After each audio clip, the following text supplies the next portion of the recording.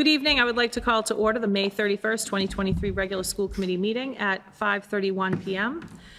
At this time, I would entertain a motion to convene an executive session, which is a non-public session to discuss the approval of the May 10th executive session minutes and collective bargaining pertaining to the TTA teachers. And we will reconvene in open session after executive session. So moved. Okay. And do we have a second? I'll second. Okay, a motion by Mrs. Biagioni-Smith and a second by Mr. Parsons. How do you vote? Mrs. Anderson? Aye. Nick? Aye. Hale? Aye. And I vote aye as well for a vote 4-0. So we'll be back at 5:30. Oh, 6 o'clock, 6 o'clock. Thank you.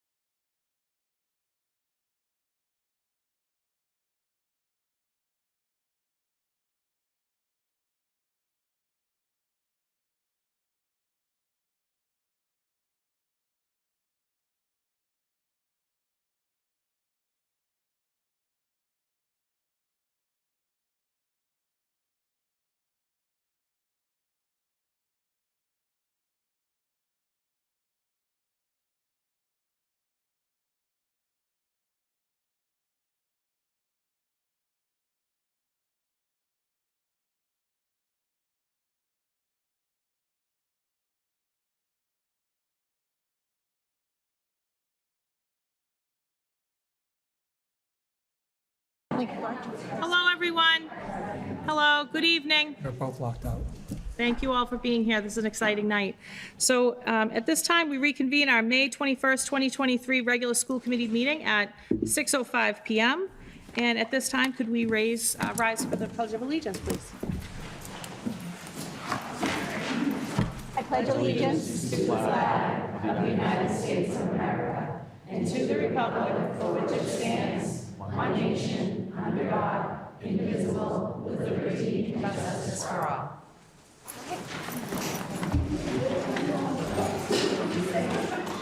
Thank you. So we have a brief announcement. The May 31st, 2023 regular school committee meeting will be televised and recorded and may be viewed live on Comcast Channel 22 and Verizon Channel 34 or youtube.com/Tewksbury TV. Under the open meeting law, the public is permitted to make an audio or video recording of an open session at a public meeting. At this time, I would ask if anybody is recording tonight's meeting to please identify themselves. Okay, seeing no one? We'll move on to our recognition. So I will start with our outstanding volunteers, and I'll ask Mrs. Terry O'Regan to speak first, and then maybe give the committee an opportunity to say some words. Thank you, Madam Chair, members of the committee. What a wonderful night to have this many people here to recognize all of the wonderful people that serve our students in Tewksbury Public Schools. Many of you on the board right here, know just how important volunteerism is, and it's really the glue that binds our teaching and learning in the classroom to enriching activities for all of our students. So we're going to recognize each of these groups of volunteers. I'm not sure how many are here, but we'll recognize them by school. So principals, we'll start with the Doing School principal, Miss Alexis Bosworth, and Miss Terry Garish. If you could go together up to the podium, I'm going to call your amazing volunteers up, and you can say a little bit about them and offer your appreciation as well. So let's start with the Doing School volunteers, our PAC leadership team, Molly Ginsberg, Katie Anderson, Lauren Wagstaff, and Alex Kasperzak. If you could go to the podium to the...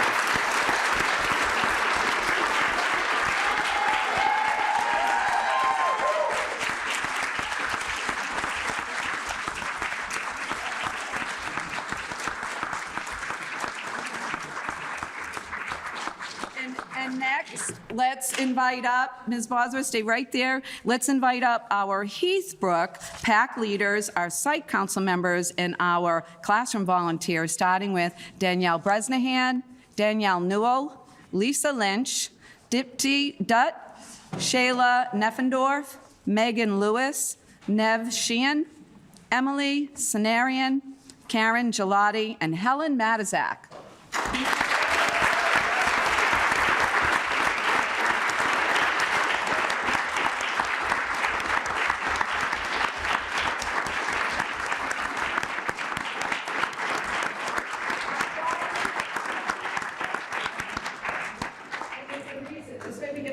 Of you on camera, and you're facing the committee. Your principals will have a little bit something to say. How do I get in? No, Alexis and I have done so many things together over the last couple of years. It's kind of neat being up here together to recognize some of the people that help make our schools the fabulous places that they are. People show up, they come from work, they come screeching in to attend a meeting, they give up their time. They've retired and they've already put in their years, but they come in and they come to our classrooms and they help our teachers to do what they need to do so that kids are successful. We have folks that lead, that spend all their time, professional fundraisers, my gosh. All of the enrichment activities, the programs, all of the field trips and the amount of effort. Schools today can't run as well as we do without a strong volunteer base. We are so lucky at the Doing in the Heathbrook to be able to have such a wide range, and I know they work together, they work separately, but mainly our kids in Tewksbury get the benefit from everything that they do. This is just a small sample of the fabulous people who come see us. Well, Terry just about said everything. Thank you. No, but we're so grateful for everything that you do for our students, for our teachers, for us. we couldn't have made this school year as wonderful as it has been without all of your support. So we appreciate it. Hear, hear. Thank you.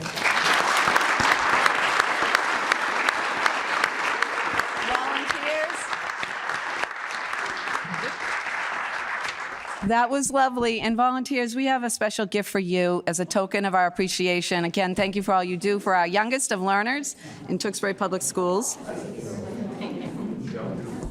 I'm going to welcome up now the Center Elementary School administrative team, Mr. Jay Harding and Mr. Rob Rogers, to the podium.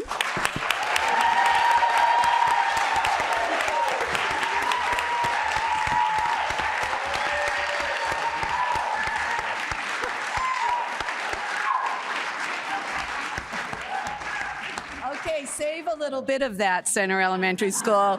We're going to first recognize our PAC leadership at our new school, beginning with Anna Kaiser, Tracy O'Brien, Molly Ginsberg, Tracy Tora, Chris Moncada, Michelle Robertson, Jennifer Foley, Jen Tavares, Colin Steele, and Kate Popolo. And if you could take the right-hand side of Mr. Harding, just like the other team did. Still here.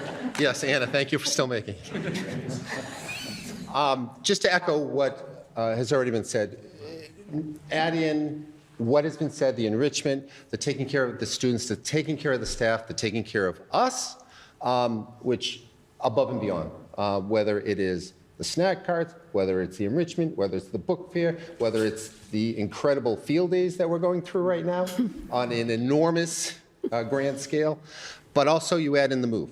You guys were crucial in helping us with this move and in making it successful center transition. So Robin, I truly can't thank you enough for all that you've done, all that you do, and we know all that you'll continue to do. So thank you.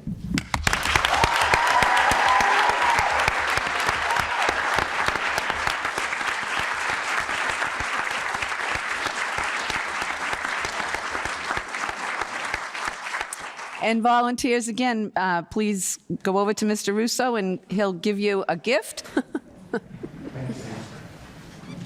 All right, let's now begin with our Ryan Elementary School principal, Ms. Judy McGinnis. If you could take the podium, we're going to recognize your PAC leaders and library volunteers as well.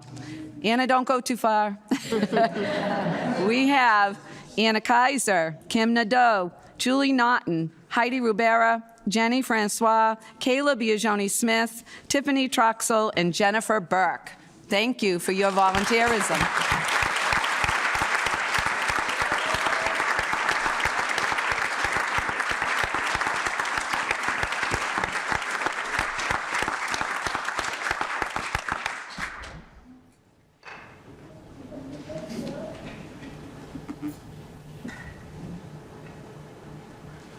Just a few words, if I could. First of all, Anna, thank you for continuing to join us. I will spare you all the echo of the others. I will say, however, we just ended our PAC meeting. A big thank you to Julie Naughton, who has, through some of our strangest of days, made everything get paid for.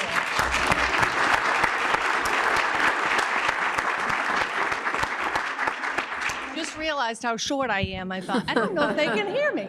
And just one last thing, this PAC has always looked forward. They're always looking at what could be new and more interesting, what could better benefit our students, and that's been really fun for me. We have a big 6th grade celebration, first one we've had. I'm so excited. We have Gaga ball pits coming in. Thank you to the approval, and thank you for the fundraising efforts. I am eternally grateful for all of you. Thank you all.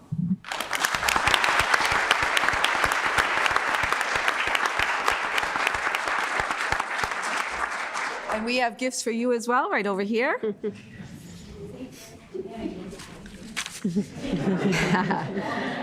And now I'd like to invite up Principal John Weir and Assistant Principal Victoria Cordero to welcome up our PAC leaders from the Wynn School.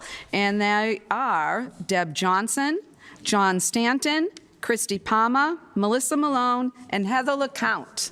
Are any of your volunteers with us here, Mr. Weir?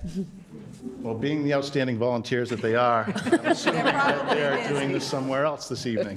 Not the best photo op, no offense, but here we are. But they did an outstanding job for our culture in our school this year, from food truck nights to doing our planters and the flowers and watering them, keeping them watered in this hot weather, to supporting our summer reading, school dances, everything. They're just amazing people, bringing box tops into the digital age and really pushing that with our parents. So big hats off to all of them. They do an outstanding job for the win and keep us going. So thank you. Thank you.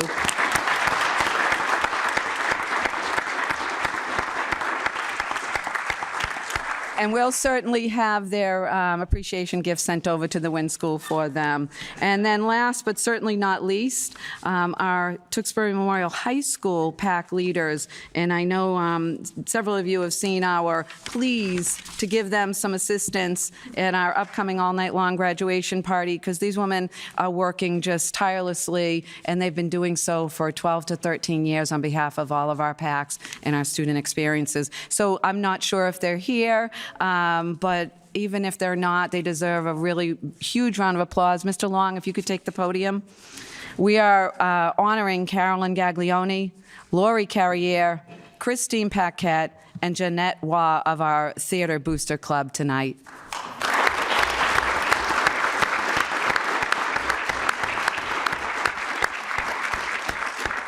Ironically, they're actually upstairs at a PAC meeting. Okay. And I think there's also the senior drama awards are next door. So, but again, we have the big kids in the district, right? And our PAC especially takes on big events. They do Apple Fest. They do all night long. Those two things just among themselves are enormous undertakings.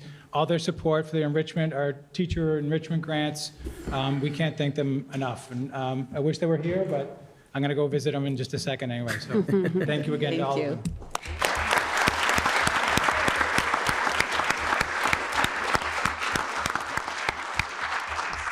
Any comments from the committee?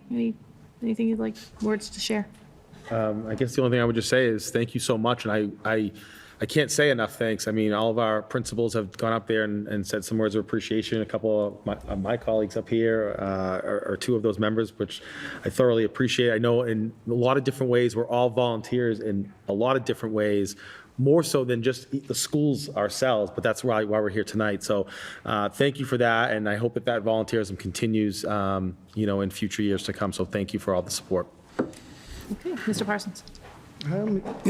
It takes a village. Yep. And our volunteers are a very key part of that village. Thank you. Yeah, sure. Being part of those communities is incredible. I've met some of my favorite people, some of my very good friends. Through that, we also give back so much to the kids, all that fundraising. Most of the time, we aren't paying for field trips, and it's because of all of the efforts of these guys. Excellent. Yeah, sure. It's an interesting perspective when you go from doing the PAC stuff over to this side of the table, because there's so much we do when we sit here, but we, take our school committee hats off when we go home, and then put our, volunteer parent hats on, whatever it is, and step into the classroom, whether it's going in to do any of the number of things that any of our principals have mentioned. And it's such a rewarding part of being a parent and being able to be involved in the schools and to see a little piece of what the kids are doing every day. It's just a wonderful experience. And I truly hope that people keep doing it and keep stepping up, because I've said it a couple times this week, from whether it was volunteering at field day or book fairs last week, volunteering in the schools truly brings so much joy into your life, and I could not recommend it enough to everybody. Even if you don't have a student in the school, they're always looking for help, so make time. It's worth it. Excellent.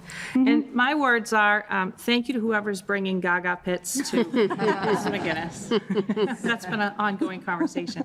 And then also, I want to echo what Mrs. Terry O'Regan said about our high school PACs. I think all the PACs are phenomenal. All the volunteers do so much. It's a huge sacrifice from your own family often for people that are showing up like they are in the schools. But the high school PACs, they have been doing it for many years. I mean, sometimes they've had a few children, so they're looking at sometimes Never 2 leave. decades. So, in the schools. So I can't say enough. And they've paved the way. And when I see how successful the PACs are and the volunteers are through, all the schools and the younger schools, I have to give credit to these parents and families who really paved that way. So thank you, and thank you to everybody who makes the school experience better for students and for the staff, because everybody deserves all of what they're getting and then some. So thank you.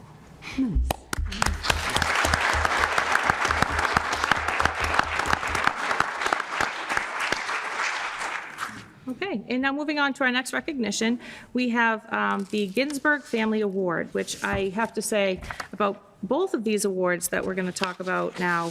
Thank you so much to everybody that nominated, because we had some really great nominees this year, and I don't choose them, but I was able to see who they were and to see just how passionate people were about their nominations. And it's phenomenal. I think we have so many people that are deserving of so many awards, but for now, we have 2 tonight. So on behalf of the Tewksbury School Committee, it's our privilege and honor to recognize community members who have greatly contributed to our schools. I welcome with us tonight Mark and Lisa Ginsburg, their son Matt, his wife Molly, and their beautiful children. Established in 2013, the Ginsburg family has recognized groups and individuals that have had a significant impact on the Tewksbury schools and in the area of physical, monetary, tangible contributions, or volunteering for the benefit of an individual school or for the district overall. Before we announce this year's recipient, I'd first like to recognize the Ginsburg family. We're honored to partner with this family of outstanding community members. They have demonstrated commitment to the children of Tewksbury Public Schools for more than 25 years.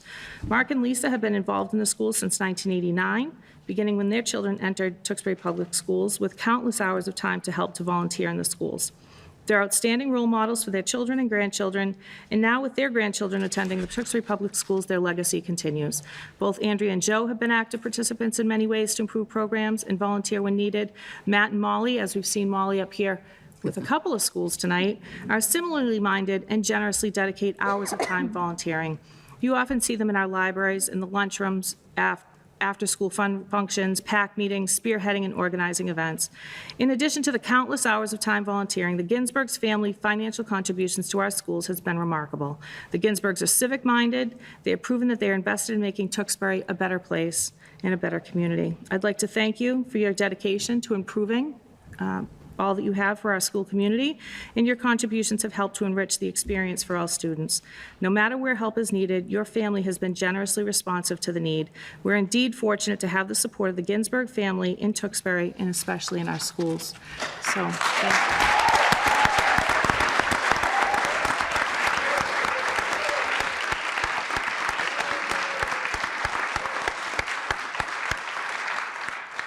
I thank you for starting this award, because it's very meaningful, so we appreciate it. And Mrs. Terry Regan. All right, if I could just have Mark and Lisa and family, the family members, you'd love to join you. It is a family award, up to the podium.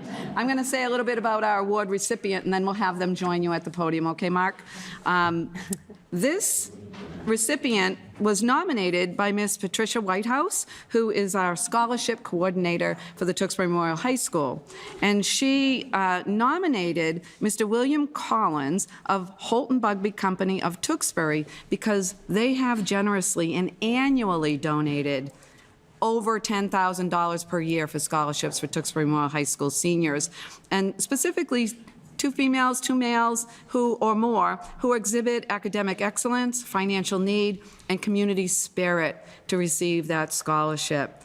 Accepting the award for them tonight, and I did not see them, but I hope that they're here. I hear that they're coming, is Benjamin Pierce of Holton Bugby and Michelle Gasson. Michelle, come on up to the podium.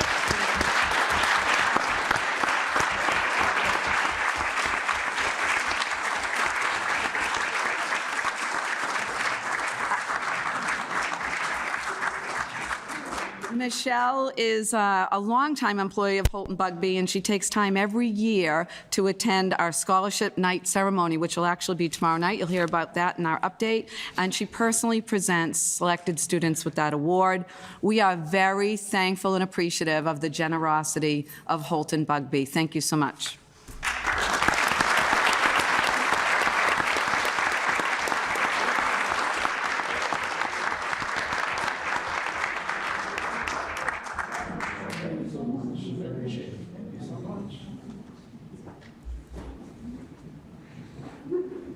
beautiful picture.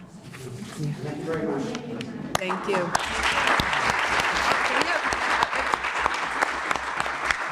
One minute. I think, do we have a whereas to read for? Okay. All righty. Are we Okay. ready to go on? Yes. You have the next award to talk about? So, and then, and our next award that we have is for the Outstanding Educator Award. Again, some awesome submissions, so thank you to everybody that nominated. The Chrissy Palomino Award for Outstanding Educator was established in 2019 to recognize an educator who has had significant impact on the Tewksbury Public Schools in the area of active involvement, volunteering, and giving a generous amount of time and energy to the quality of the educational system as an advocate for students to the Tewksbury Public Schools. Selection criteria includes leadership, special action, and an inspiration as a role model to peers and students. Just a little bit of information about Chrissy Palomino, because I feel like it's important. She's been an active, dedicated, and committed member of the Tewksbury Public School community for over 2 decades. She comes from a lineage of educators. She herself has experience teaching in early education. Her involvement in our schools started with her volunteering in classrooms, as a leader with families and with the school PACs. She was also actively involved with the opening of the new high school, was key to the Center Elementary School project early on, and helped to secure new and updated athletic fields for our town. Chrissy served the town and the community on the school committee for 9 years, 7 of those years as chair. And let me tell you, that is a long time. During that time, she supported the administration through years of growth and change in both our district and in education. She was a founding member of the TEF, the Tewksbury Education Foundation, that raised thousands of dollars and had very successful events for our schools, supporting technology, safety, arts, and curriculum. The Palomino family has been generous with their time and with financial contributions to the schools, but most importantly, Chrissy's commitment to support and respect of the educators in the Tewksbury Public Schools has been unwavering. For anyone who knows Chrissy personally, her drive and determination for the educational experience to be the best that it can be for all students is who she is at her core.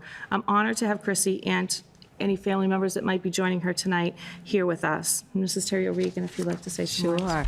And we're going to as well invite Chrissy to hand out this award in just a minute, along with the very well-deserving recipients. And we'll hear from a couple of the second grade team members who actually nominated these well-deserving educators.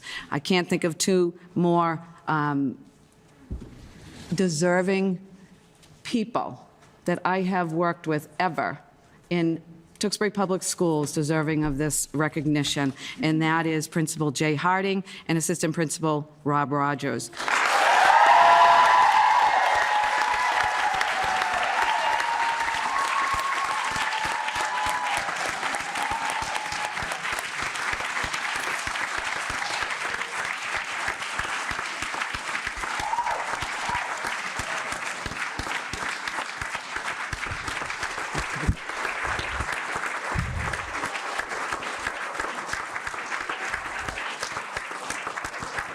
And if we could have, Ms. Palomino, if you would join them up to the podium. Ms. McDermott, would you grab the award, please, for them? I'm going to say a little bit, and then you're going to have to stand there and listen to some of your teachers really gush about the 2 of you. Again, Jay and Rob have supported not only the North Street, the Trahan, the Dewing, and the Heathbrook staff, students, and families, but the district and the whole transition into this new school. And it wasn't just the planning and the transition and the moving in, but it's every little moment since we've moved in that you have supported everyone like your own family. You've created a center school elementary family. And what I'd like to just say, one quote, a couple of pieces together that I heard from your staff, and it sounds like an Oscar-winning movie announcement here. Their staff says it perfectly when they gushed and said that they're there every day, early and late, everywhere in that building for every one of us. They have truly been amazing in creating a new Center Elementary School family. So thank you to you both. I think Chrissy's here to present you with the award, and we have 3 teachers that are going to come up to the podium and say a little bit about why you were nominated for this award.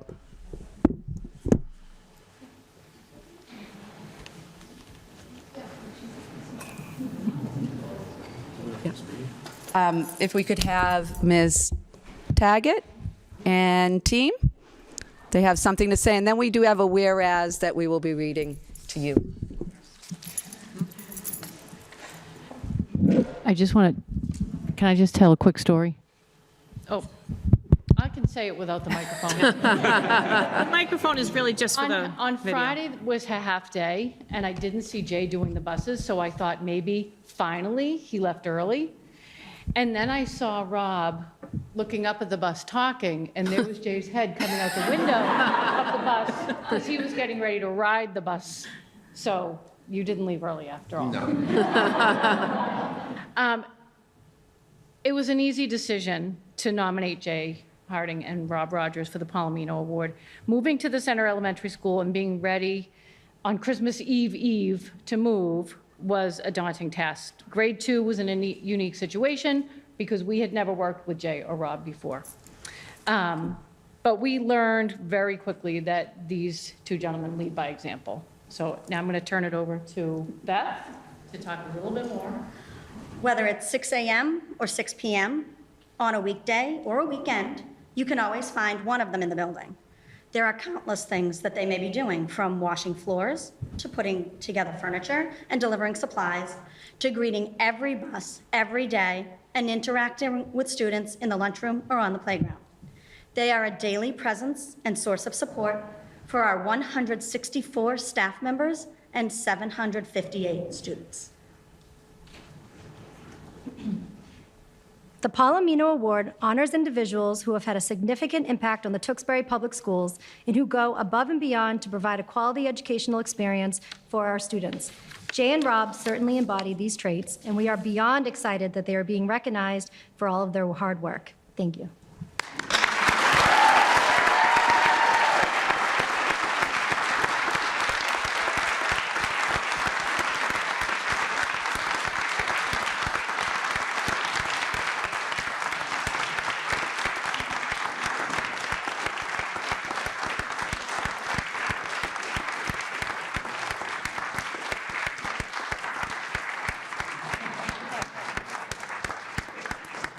It's like pulling teeth to get Chrissy to stay up here. She loved being there for seven years, but now, you know.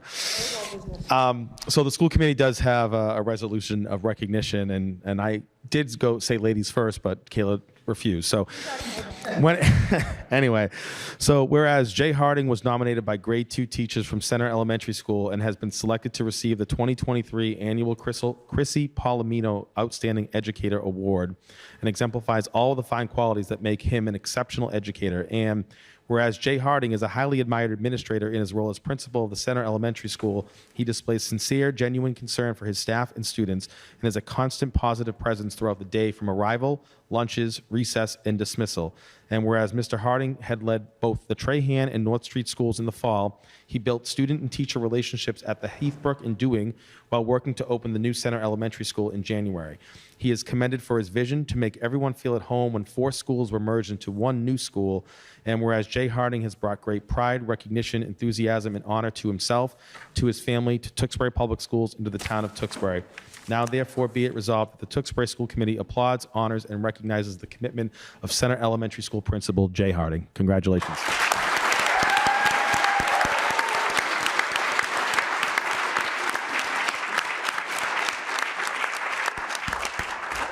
We're a little bit of a broken record here, but I've got a resolution of recognition as well, whereas Robert Rogers was nominated by grade 2 teachers from Center Elementary School and has been selected to receive the 2023 annual Chrissy Palomino Outstanding Educator Award, and exemplifies all of the fine qualities that make him an exceptional educator.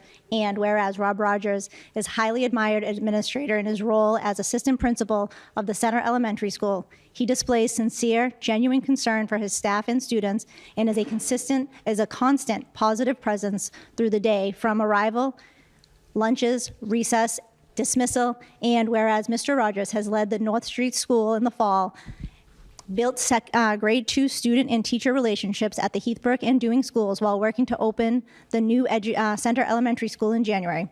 He is recognized for his vision to welcome everyone when the 4 schools were merged into one new school. And whereas Rob Rogers has brought great pride, recognition, enthusiasm, and honor to himself, to his family, to the Tewksbury Public Schools, and to the town of Tewksbury.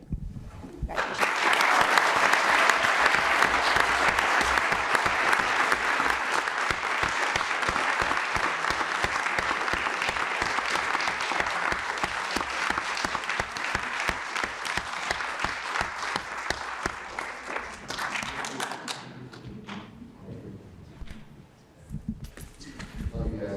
Any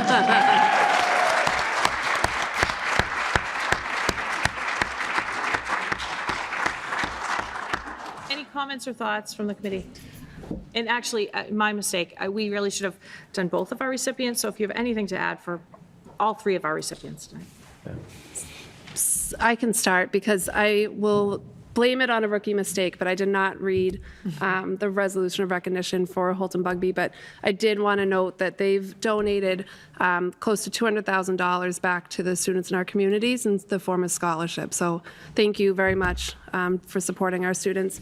And I've been in the center school. I can't say enough about Mr. Rogers and Mr. Harding. I've seen them running and sweating. I'm very excited for my kids for my youngest to come to the school to be with you guys. So thank you very much. Any other thoughts? Words? Oh, sure. Just the amount of love I just saw between staff and administrator. Wow. That was palpable and real. That's really special. Very well done by all of you. Thank you. Any comments? Just one, I've had two children go through the Trahan School and now the center with Mr. Harding, and it has been a complete pleasure to work with you and Rob this year as well. Very, very well deserving award and recognition. So congratulations.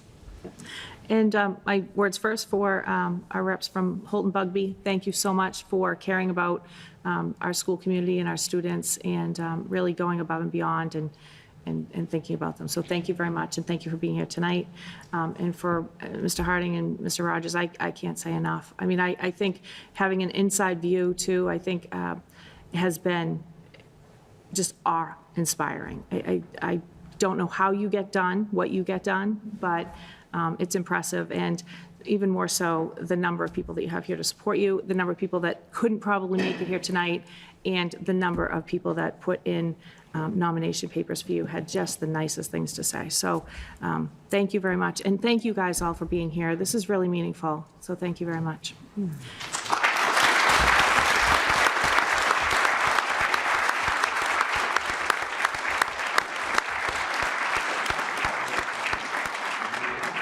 Time, I would entertain a motion to take a brief, say, 10-minute break so that we could allow people to. I'll make that motion. Second. All in favor, say aye. Aye. 10 minutes.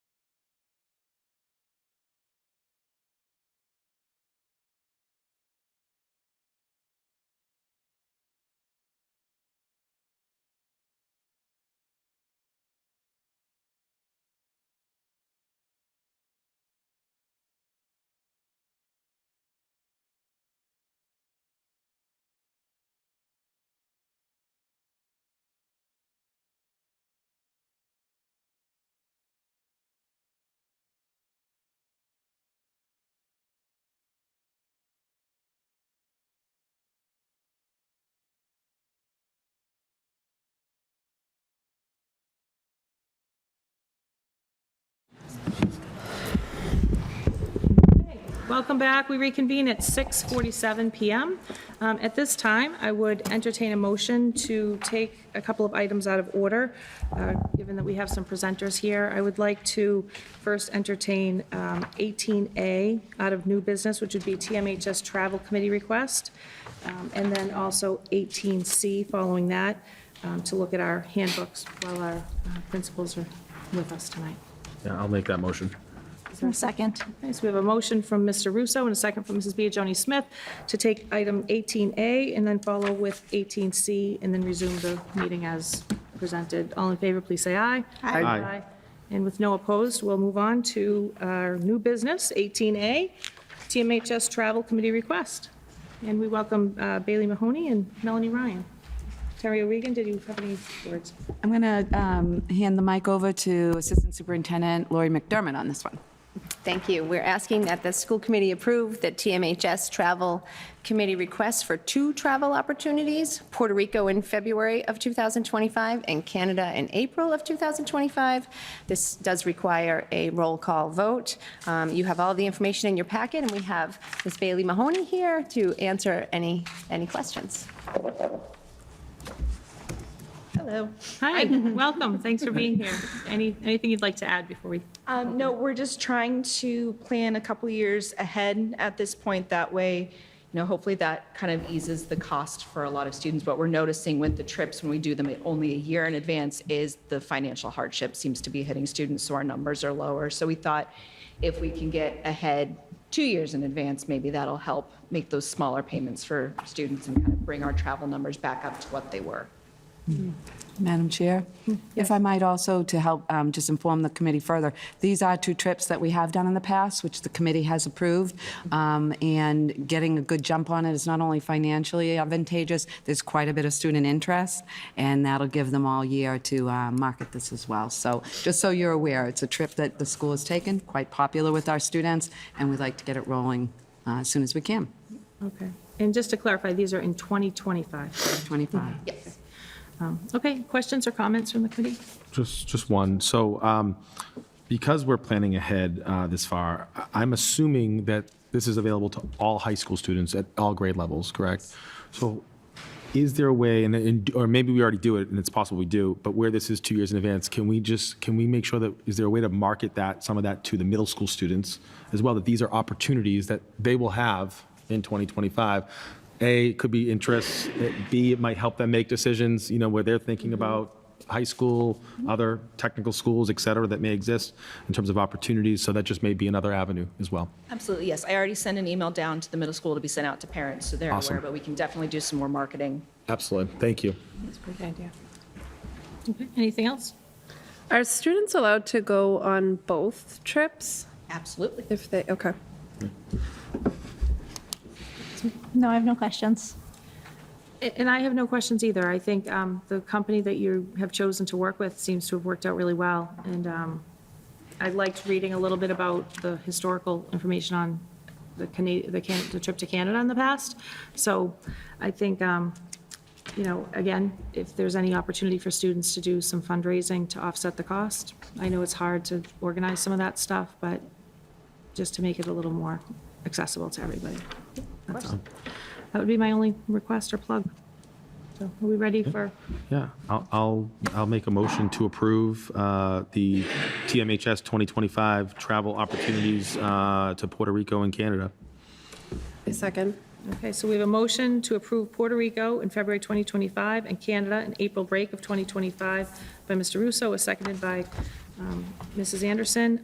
Roll call vote. How do you vote, Mr. Parsons? Aye. Mr. Russo? Aye. Mrs. Anderson? Aye. Ms. Biagioni-Smith? Aye. And I vote aye as well for unanimous vote. So good luck. I hope you get a lot This of is awesome. interest. Thank you. so much. Thank you. Thank you. Okay, and then moving on to our handbooks, which is 18C on our agenda. So we have Mrs. Terry O'Regan. Yes, Madam Chair. We have all grade 5 through 12 administration present, and however it pleases you, Madam Chair, would you like all 3 handbook updates sort of summarized at once and vote on them all at once? Okay. I think you'll notice from the summary page that the principals have shared with you the major updates. One of them had come out of our audit for our technology audit, if you will, and safety.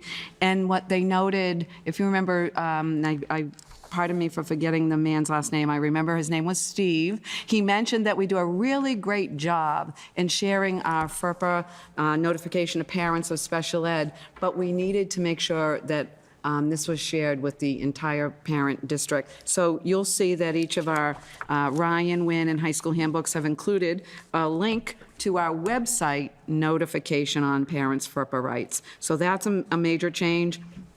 As well, added new law language on suspension, 37H specifically, and then some added dress code, and then cleaning up of our attendance code so that they're consistent across. Otherwise, there's some typos, date changes, and things like that, but those were, I would say, summarize the major changes in each of these handbooks. Okay. Any questions or comments from anyone about any of the handbooks? Yeah. Mr. I Russo? do. Yeah. So a couple things actually, and so I noticed it specifically with the Ryan School Handbook. So I think in the issues where it talks about behavioral expectations and talks about various consequences to actions, et cetera, it does, and I'm just trying to find it because I noted it here as I was reviewing it over the weekend, but it does talk about level 2 and level 3 infractions, which is very consistent to what the WIN and the high school do. I think the thing that I noticed though is that the WIN and the high school list out sort of which are level 2 or level 3 infractions, whereas the Ryan does not. So is there any sort of clarity that's needed there from a parent or from a student expectation standpoint where they're looking at saying, okay, these are the things that I shouldn't be doing, and if I do, here are the consequences in terms of what those infractions may be, whereas there just seemed to be a little inconsistency with the way the WIN in the high school gets presented versus the way the Ryan does. I don't. Ms. Yeah. McGinnis, why don't Yeah, you? sorry, yeah. Thank you, Julie.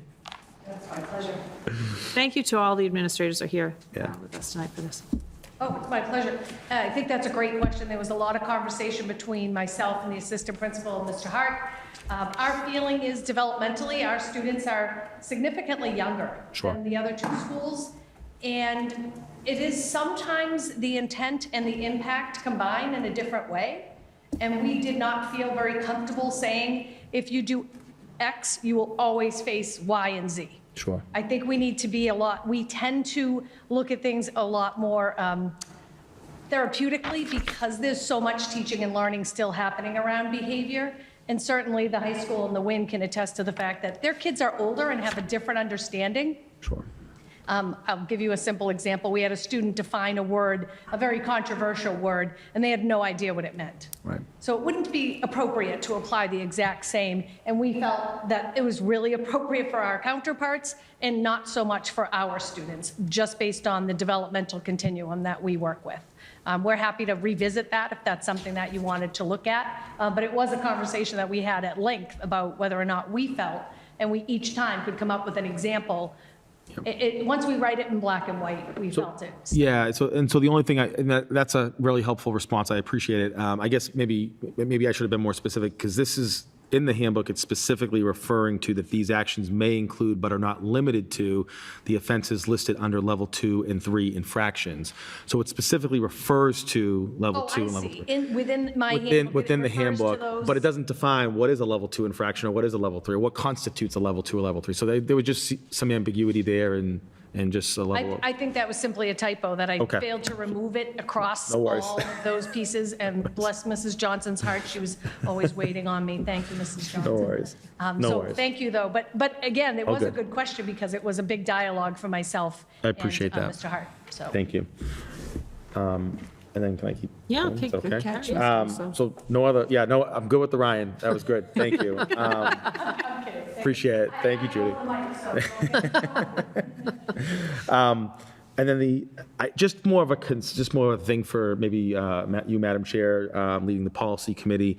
I know that homework has come up a lot in topic amongst this committee in terms of, the rationale behind it, the where, sort of the understanding of what the educational goal is of it. Obviously, the handbooks across the board talk a lot about it, obviously appropriate for the grade bands and the school that it's speaking towards. But as the committee, as the policy committee starts to look at homework policy, just trying to sort of think about what may need to be thought about from the handbook perspective.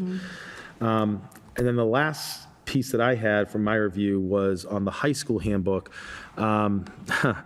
The agitated topic that has come up a few different times in regards to parking and the fees associated with parking. I know as, myself personally, I've received a few different emails on this topic from parents, et cetera, over the year that I've been here about trying to understand the rationale behind it. I know we've had a couple conversations, with yourself, Mr. Libby, who oversees a lot of that work. But maybe it would just be helpful to understand a little bit more behind that, especially if we're going to be, again, calling for the same aspects of it, whereas we've been building up a fund of sorts. And if I'm misspeaking, please stop me. But I just want to make sure that that's apparent to what we're trying to get across, where students have the luxury to bring their own vehicles here, especially at the junior, senior level. That is more of just a comment at this point. Oh, it was a comment. Yeah. I don't know if you want to, looking for some Yeah, feedback. no, that's all. Okay, thank you. And that's all? Yep, that's all. I Anybody got. else? Any other comments? I have no comments now.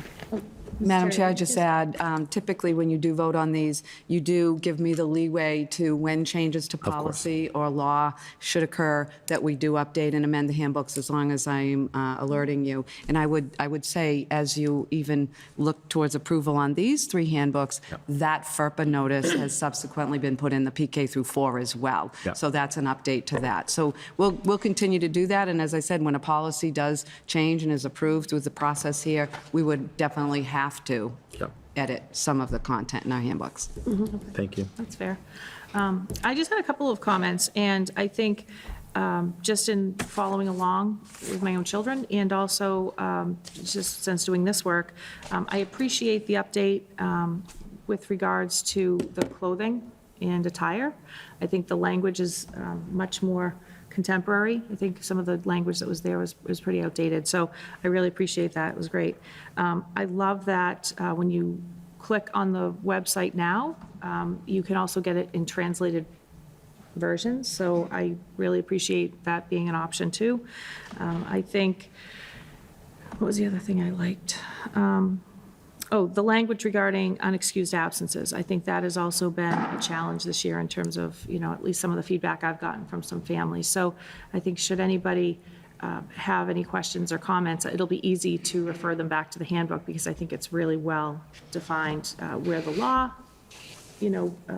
puts some of this stuff, and then where maybe some of the interpretation at the school level might be, and where there's really not a lot, because it's mostly the law. So I like both of those things, so thank you very much. And the one other thing I did notice is the early dismissals, and I think this was consistent in them. It gives kind of a breakdown of how an early dismissal would happen, but it still lists the Trahan and the North Street. So if maybe we could just clean that up so that it includes the Center Elementary, just for people if they're really looking at it. And that's it, but I think we're ready to, yes. One more thing. Sorry, Madam Chair. Thank you. Sorry. Actually, the other thing that I did know, and I wrote it down, but I forgot to mention it, is maybe geared more a little bit towards the win in the high school, the older students. But there's a lot of talk about academic honesty, cheating, plagiarizing, et cetera. And I guess maybe I would just throw the comment out about, the talk of artificial intelligence these days and sort of what that means. How does that get policed? I know I've used it myself for my own professional luxuries at times, where I've, asked a chatbot, to type something up for me, and voila, it's exactly what I wanted to send. They said it 10 times better. So Obviously, you know, I think in some instances, artificial intelligence can be an educational tool for our students and for our, you know, our staff to work with our students.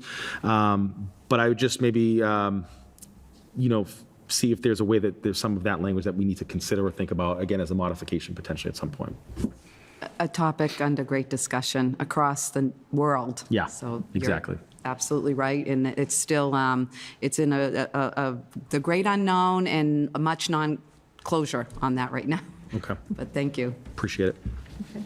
So do we have a motion to approve the John Ryan Elementary, the Wynn Middle, and the TMHS student handbooks? I'll make that motion. Madam Chair, do we have to make the motion with Well, we approve the handbook first. first and then, okay, I'll second. So we have a motion by Mr. Parsons and a second by Mrs. Biagioni Smith. All in favor, please say aye. Aye. Aye. And the motion passes unanimously. And then we would now entertain a motion to, similarly to how we did the K through 4 handbooks, to allow Mrs. Terry Regan to make adjustments to the handbooks as needed, with the caveat that we'd like to just be updated in that instance. I'll make that motion. I'll second. Okay, a motion by Mrs. Biagioni Smith, a second by Mr. Russo. All in favor, please say aye. Aye. Aye. And the motion passes unanimously. Okay, great, thank you. And again, thanks for everybody being here. And I'll go back a little bit to Mrs., Rania is not with us tonight, so we'll move on past the high school. And then our next presentation would be tiered focus monitoring. Mrs. Terry Regan. Yes, thank you, Madam Chair. With us tonight and joining us up at the presentation podium is Richard Pelletier, our Director of Special Education, and Karen Baker O'Brien, our Director of Student and Family Support. They're going to give you some updates on the DESE tiered focus monitoring process and where we are at this point, and then some other student supports and program enhancements happening in the district. Take it away, Mr. Pelletier. All right, thank you, Mrs. Regan, and thank you, Madam Chairperson, Mrs. Karabedian. We'll talk to you a little bit about what the tiered focus monitoring process looks like and the cycles that we are taken through every 3 to 6 years. And then we'll talk about some of the improvement goals that we have determined, and then we'll provide some special ed updates. So this is a tiered focus monitoring is divided into 2 groups, Group A and Group B.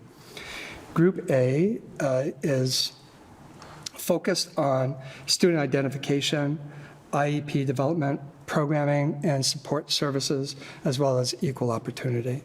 While Group B, which is what we were monitored on this past 3 years, was Group B, that is licensure and professional development, facilities and classrooms, oversight, time on learning, and parent and student and family engagement, as well as equal access. So the 2 universal standards, Group A and Group B, are comprised of special education and civil rights criteria. And I'll talk a little bit more about that in a few slides. So when we're looking at our self-assessment, which 3 years ago we were in our self-assessment phase, we had to collect data, and the data provides artifacts of what we're saying we're doing. So professional development activities all have to have signature. Those are just some of the examples of what we have to collect, document, and upload. We uploaded about approximately at least 1,000 pages of artifacts to the department, which they do review each and every single page. So our next cycle begins in 2025-26, but this year, 2023 into 2024 is our self-assessment cycle and also continuous monitoring. So these are divided into 4 monitoring tiers. The monitoring tiers are self-directed improvement, directed improvement, corrective action, and then cross-unit support and corrective action. So at the very top is where we're at, is self-directed improvement. About 70 to 80% of districts, which they refer to as local education authorities, fall within directed improvement to the self-directed improvement. And the agency itself, the tiered focusing monitoring program, does provide support to the district, particularly those districts who require a lot of attention. I'm glad to report, though, that our on-site monitoring was very successful for both the special ed and the civil rights criterions. There were over 28 criterions for special ed, and there were, plus the target standards, which are well over 120, and also 17 criterions for civil rights. And those had over 130 target standards as well. So each of the criterions require the district to provide the artifacts that I spoke about to support full compliance. And there were no findings for special ed, so that means we fell in the low-risk category. While our civil rights, we did have one partial implemented area, which was for equal access. And the system is requiring us, or the tiered focus monitoring program that falls under the public school monitoring system through the department, requires us to create at each school level a cross-functional team to review data and its subgroup data that the department provides to us. And also, we also have to provide a cross-functional district-wide team to review all of the data that we're going to report on. And so we have to do a root cause analysis, and that root cause analysis will look at all areas that we, all of the areas in terms of indicators that we respond to, but primarily it's going to be about access to special ed students in the inclusion setting as opposed to the substantially separate. That's our first major focus. And by June 30th, we have to submit a report. The report essentially is to notify the department that names and titles of all the cross-functional members or participants. And then in January of 2024, the cross-functional teams have to provide a report to the state on our findings in terms of why we have less students in full inclusion as opposed to having more students included. We do feel that it is a calculated error in figuring out the pull-out grids, service delivery grids. That's what I suspect that we're going to find out from that piece. And then biannually thereafter, we have to submit data to support that we're frequently monitoring the tiers that we have to be compliant on. And I'm just going to talk a little bit about the civil rights. So as Rick said, we had the minor blip as far as a finding, but I'd like to let you know that when they looked at civil rights, they were looking at our translation needs. They were looking at the district policies and protocols, our practices on our day-to-day business, suspensions, how we do our hearings.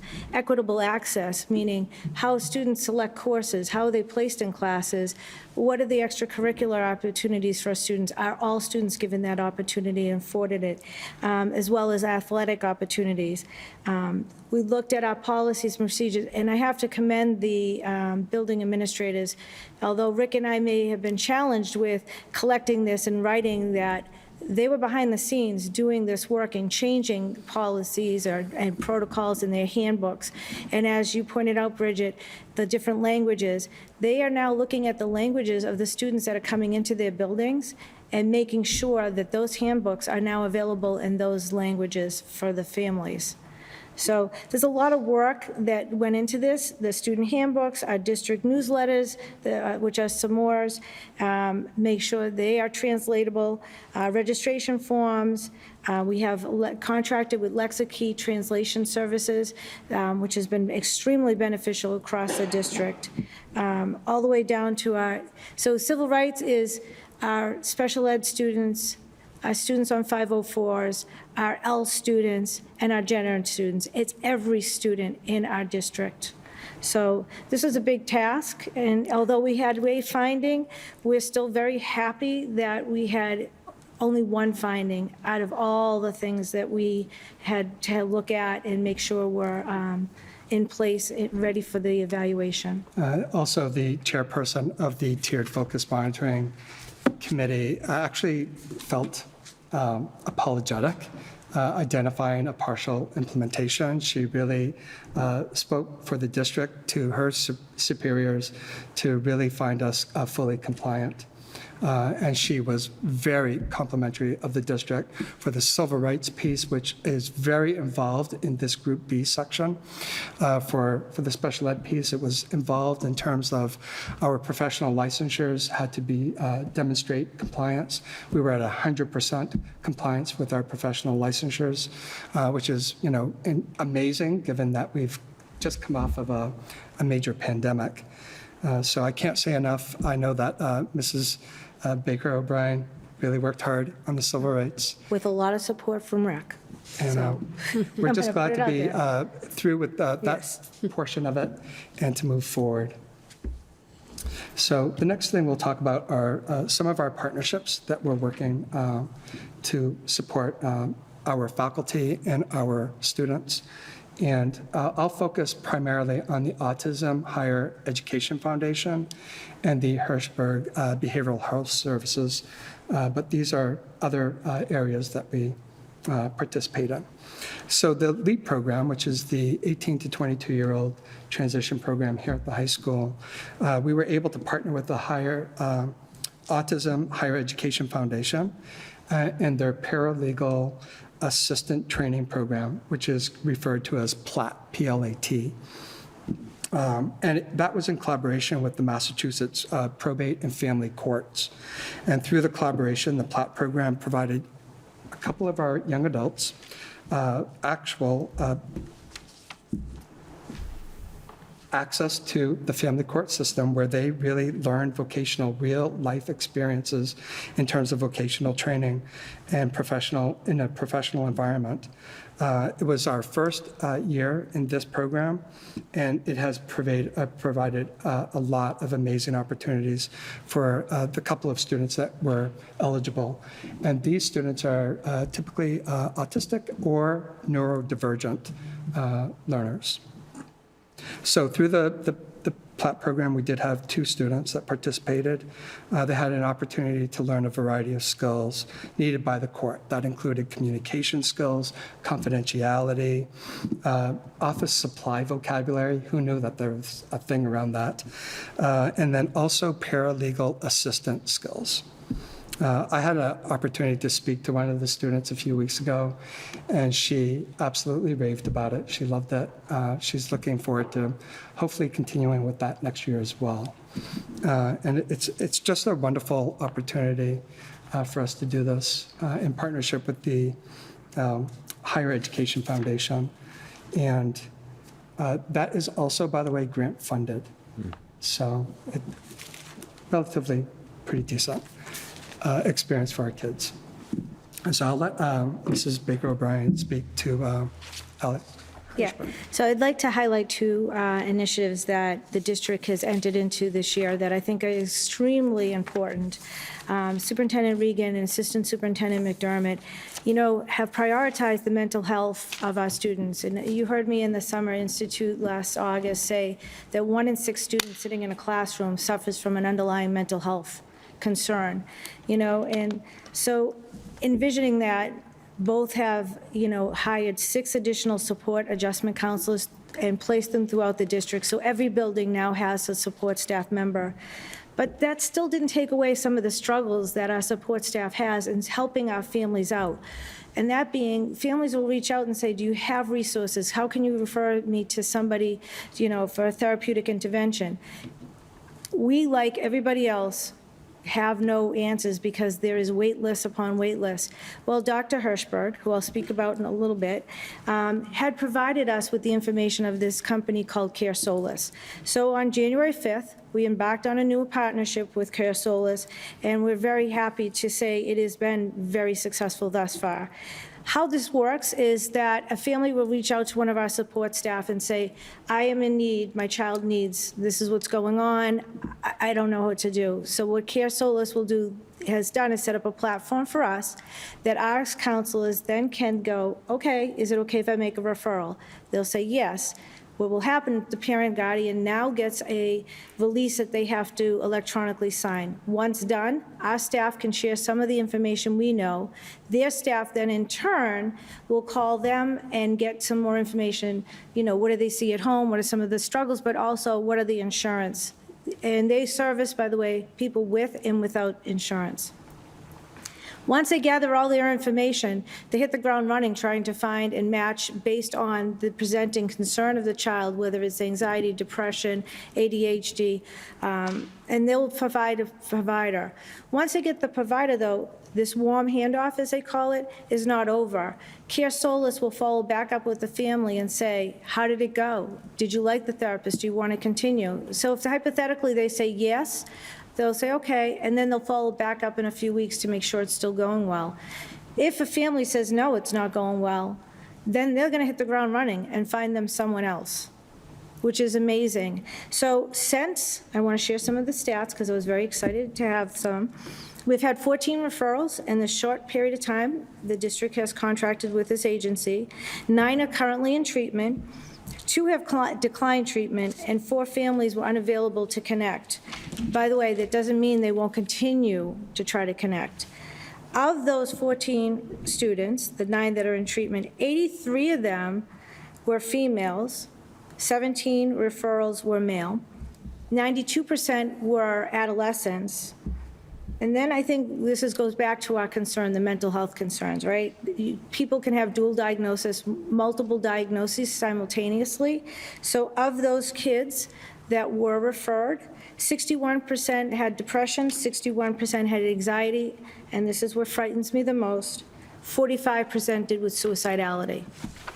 So this is why we need a program like this, and this is why we need our partnership with Dr. Hirschberg. So let me explain a little bit about our work with Dr. Hirschberg. This is a district-wide initiative. Special ed is involved. My department is involved. We have our entire support staff, adjustment counselors, guidance counselors, school adjustment counselors, school psychologists, and our behavioral specialists who have been meeting with Dr. Hirschberg. But prior to them meeting, Dr. Hirschberg, on day 2 of our opening, met with all our teaching staff.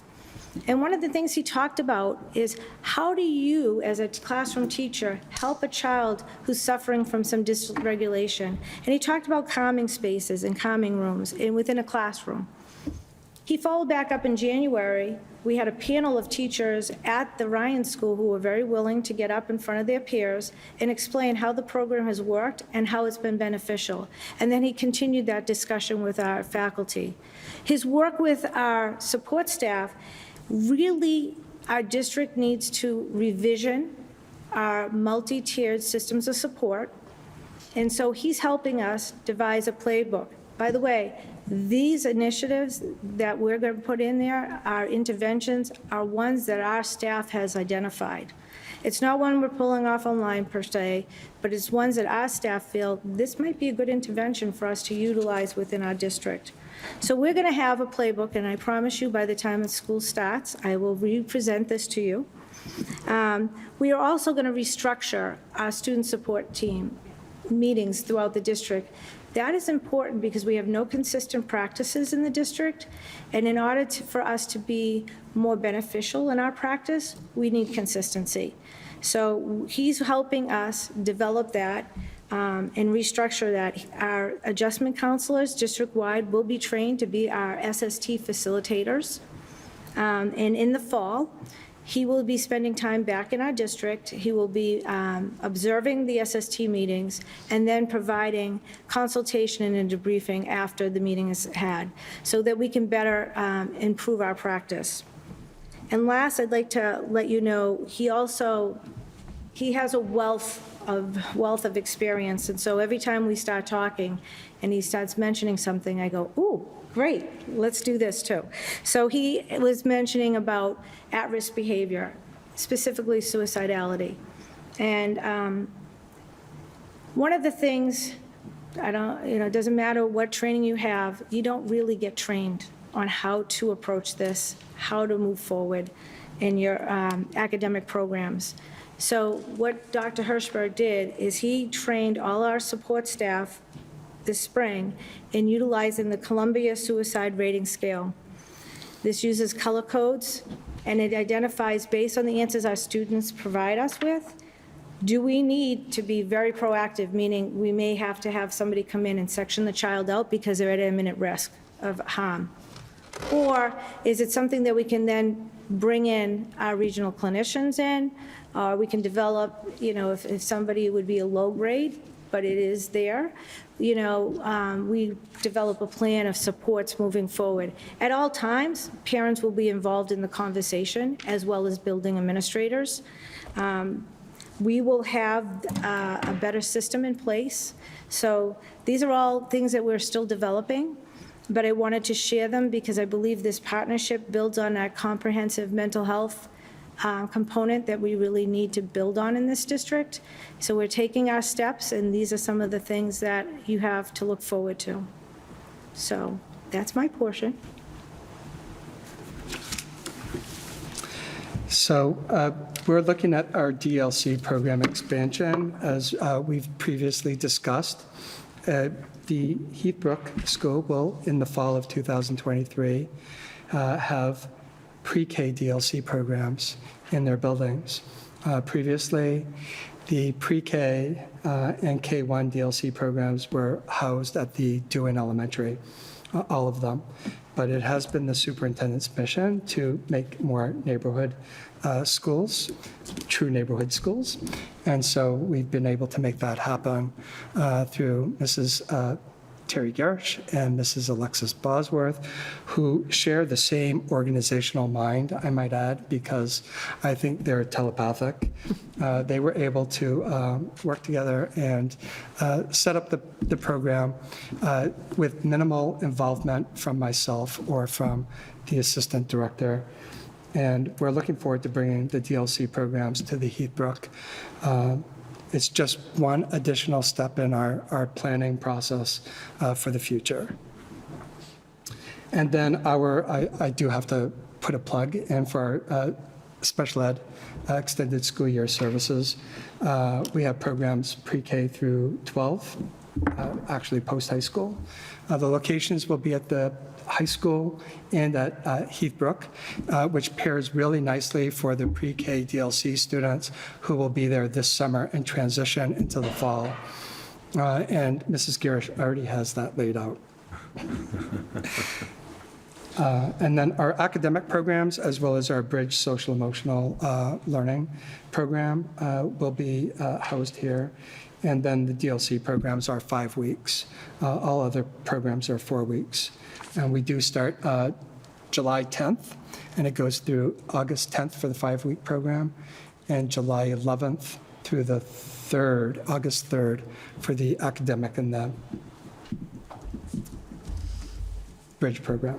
And then our staffing, we have, I can tell you, Mrs. Thurrott has worked diligently on hiring staff that are appropriately licensed and credentialed. She's done an amazing job. It has not been easy. We've had faculty commit and then resign just as much as I think last week, but we've been able to fill those positions, and that includes our related service providers. And that is all I have for you tonight. Glad to take any questions. Thank you so much for being here. That was great. Any comments from anybody? Yes. Ms. Baker, Ms. Baker O'Brien, I have a couple questions for you on the program that you were talking about. It sounds amazing, and tying up Mental Health Awareness Month today. It's a timely presentation, and I look forward to hearing more about it. How can families and parents and even students, especially as they get older, find out about this? So a parent, a guardian, anybody under the age of 18, the parent would have to be involved. And during the summer months, so I'm glad you brought this up, during the summer months, there'll be a notice. I've predated an email that's sitting, wait to go out to the support staff next week, that asks them to put this on their email that says, in our absence, if you are having a concern, here's a number, and they can reach out. And then the parents will have to still sign. at that point. But yes, they have access to this. And what's amazing about Care Solis too is they met with our Human Resource Department because they also provide a component of EAP. The difference is the school is not involved. That is, an employee can self-refer. So families can self-refer. In the town, they have to have kids because this contract it does cost the district money, so they do need to have kids in the schools in order to get this service. But it is for students, it is for their family additionally. Okay. Madam Chair, if I could just add to that, we will be adding the, a logo, if you will, for Care Solis to our district newsletter moving forward, so that in the summer, when we're not here, it's not only in, if someone reaches out for an email, it'll come in the return email from the counselor, it'll be branded in our newsletter so that parents can continuously find it. And EAP, by the way, stands for the Employee Assistance Program, which is something our Human Resource And I Department will make one other shares. point. For a student who's currently enrolled in district, if there was something that was very concerning of imminent harm to others, and that was disclosed, that information would be made known to the district, by the way. So that's another important thing for you all to be aware of.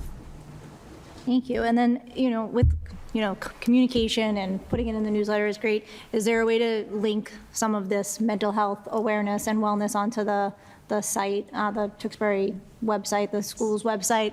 I think the special ed page is somewhat outdated, and I don't think there is a mental health or a wellness. It would it would fit under the Director of Student and Family Support, under the many supports that they communicate for families. This would be one of them as well. Right.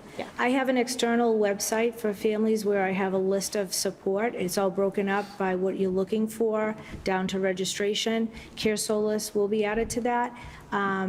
And then I also have an internal website to support the staff with information they would need. Thank you. No, that was it. Thank you so much. Any other thoughts? Comments? Yeah, I think it's important, just kind of tagging on to that, I think it's important just to make sure that the community and the students and their families know where to get help, and it's not 5 pages down in a website somewhere. So I think that that's good that you're taking all these steps to make that known to the community. And then I'm also very excited and happy that we were able to push this through this year with the preschools aligning to where the kids are, so that they're not switching schools back and forth. So I'm excited for those kids who get to take advantage of that. The special ed extended school year, is that by referral? How do children get into that? Sure. So IEP teams make the determination. They collect data throughout the year. So the data may include from a break in December, collect the data, how long it takes to a child to recoup lost services or just to reacclimate to the environment. Okay, and is that free, or is there a fee for those? There's no fee for extended school year. That is an absolute no cost to the family. Okay, great, thank you. I just have a couple of questions. First, thank you so much for your work on the tiered monitoring. I think that sounds really hard, but I appreciate it, and it seems like you worked really well together, so that's pretty great. I think the identified area of needing improvement, I'm looking forward to seeing some of the work there, because I do think that overall those are good things that will be good for the district, and I'm actually looking forward to seeing some of that work. So thank you. I'm sorry it's more work, but I'm looking forward to it. It's part of the process. Once the plan that we submitted is approved by the director, then that document becomes a public document. We have to publish that and share it with the community. So we anticipate that happening at some point soon, or certainly in July or August at the very latest. Okay. And then in terms of for Care Solis, is there a cap on the number of referrals that you can submit to them? No. Oh, wow. No.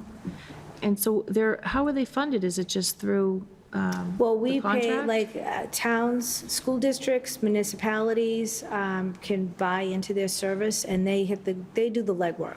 really.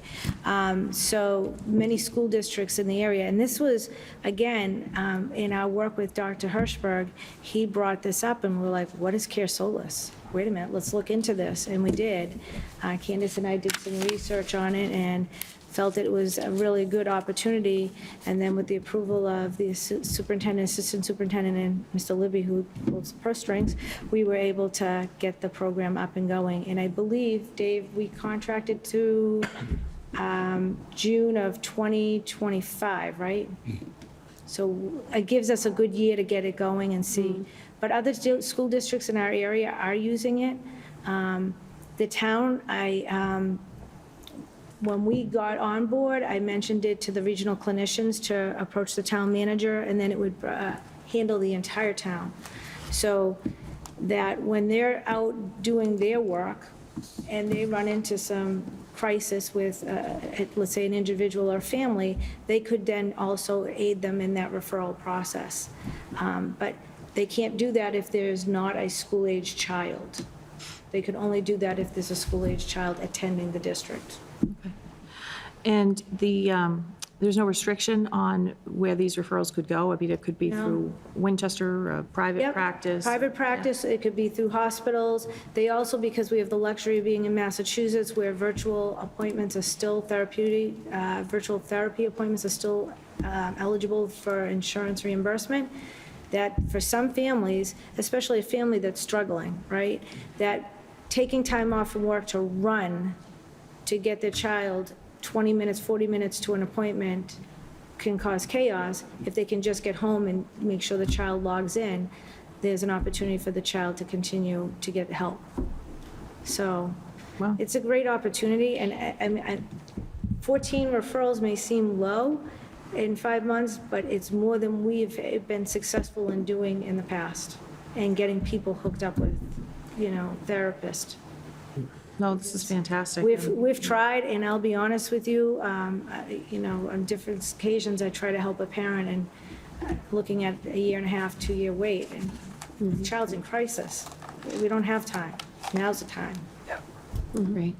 And then also, I guess my last comment is I'm looking forward to the work with the DLC. And I would like to just humbly request a visit, if I could, maybe next year, once you're up and running and, things are a little more smooth, because I'd love to see it. I think having spent a lot of time in both of the schools and kind of seeing how they both run, I'm looking forward to it. I think it's exciting. So thank you for all that work, too. So I have no other questions. Oh, Ms. Beater. Sorry, I'm plugged in. Oh, Mr. Russo, sure. Actually, this is actually probably more of a question for Mr. Libby. And actually, it's funny, as you were talking, I was writing this down, and you actually sort of answered it, talking about programs in place till June of 2025. Because my question was actually about specifically for that, in the sense of, first of all, I think it's great that we're sort of thinking, 10 steps ahead here and trying to think of the different services and support things that we should be thinking about putting in place to support our students. But as we think, Mr. Libby, about things outside of the grants, we think about sort of next school year, the 2024 school year, really, which is starting essentially in July, and then the 2025 school year, which we're sort of talking about here as part of this presentation through. What are we looking at from a cost standpoint outside of grants that we think is needed to increase, to obtain and to secure these services and to expand them ultimately? I mean, what do we think? I mean, are we talking about a 10% increase in our costs? Are we thinking 5 minimal? Because that, and again, it's just I'm just sort of thinking, trying to brainstorm, because that could be substantial when you think about the level of mental health. I think you pointed out a statistic, 1 out of every 6 students, right, on some level, in some manner. Not every case is an extreme case, we know that. But as we continue to put, whether it's adjustment counselors, psychologists, different programs, et cetera, in our schools, again, many of them are funded through grants, which is excellent, and I'm glad that we take advantage of them as a district, and we should. Things that are outside of those grants to continue to support our students, what do we think from a increase? Because I want to make sure as a committee that we take everything from our standpoint that we can do to support that from a budget standpoint financially, whether it's you're talking with residents in the town, people that may not have kids in the district that don't maybe quite understand some of the things that our students are facing and are up against. Again, it's more of a rhetorical question right now, but I just, I just want to sort of start to think about that a little bit more fundamentally. Yeah, I mean, it's with all of our budget process through the years, it's always where the priorities lie and where the priorities come to us, where we can, maybe save some money here to support an effort in some other way. So it's not necessarily, an increase overall, but a reallocation sometimes. So it's tough to say that far out. Yeah. What the district's going to look like. In 2 years, but how much can you? It's on our radar already to start shifting resources towards those social emotional areas in our schools that we're seeing more and more of a need for. I mean, could you comment specifically on, if you just look at this school year that's coming to an end, this fiscal year that's coming to an end really right now in June 30th, in terms of what we had allocated and put aside for student support services, mental health, et cetera, special education, versus what we have budgeted for next year. Obviously, again, outside of grants, there's obviously been an increase in those fees. You've had to reallocate, of course, which I understand. But again, I would imagine that, if it was a 5% increase going into the next year, I could imagine you're thinking sort of ahead to say, okay, well, that's only going to continue to increase, right, into the subsequent school year, 2025. Again, just sort of trying to think ahead a little bit here. Yeah, That's those costs are definitely, we're seeing an increase in all of those related service costs across the board. Inflation is just driving that in all of our contracts. Okay. Just keeping the lights on is costing people more money, so they're passing along. Right. Okay. All right, thank you. Okay, thank you. And anything, Mr. Parsons? Yeah, has addressed every single concern I could conceive of. That was really refreshing to hear all the work you're doing. And really, truly, thank you for touching on that mental health piece with such detail. Living that world and seeing it day to day, that's tough. The fact that you're getting 14 referrals in 5 months is incredible. So thank you for that work, truly. Thank you very much. Thank you, and thank you both for being here tonight. You're welcome. It was a great presentation. And next, we have our citizens forum, and I don't see anybody in attendance for speaking. And our approval of minutes with Katie Anderson. I make a motion to approve the minutes from the May 10th, 2023 regular meeting. Second. Okay. All in favor, please say aye. Aye. Any opposed? And with no opposed, that passes unanimously. We move on to our payment of bills. I make a motion to approve the payroll period ending May 11, 2023 in the amount of $1,497,523.17. And I'll second that. a second from Mr. Russo.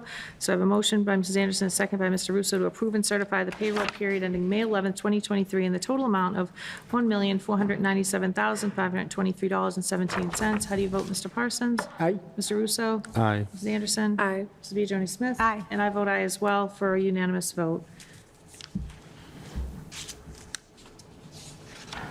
And moving on to May 25th.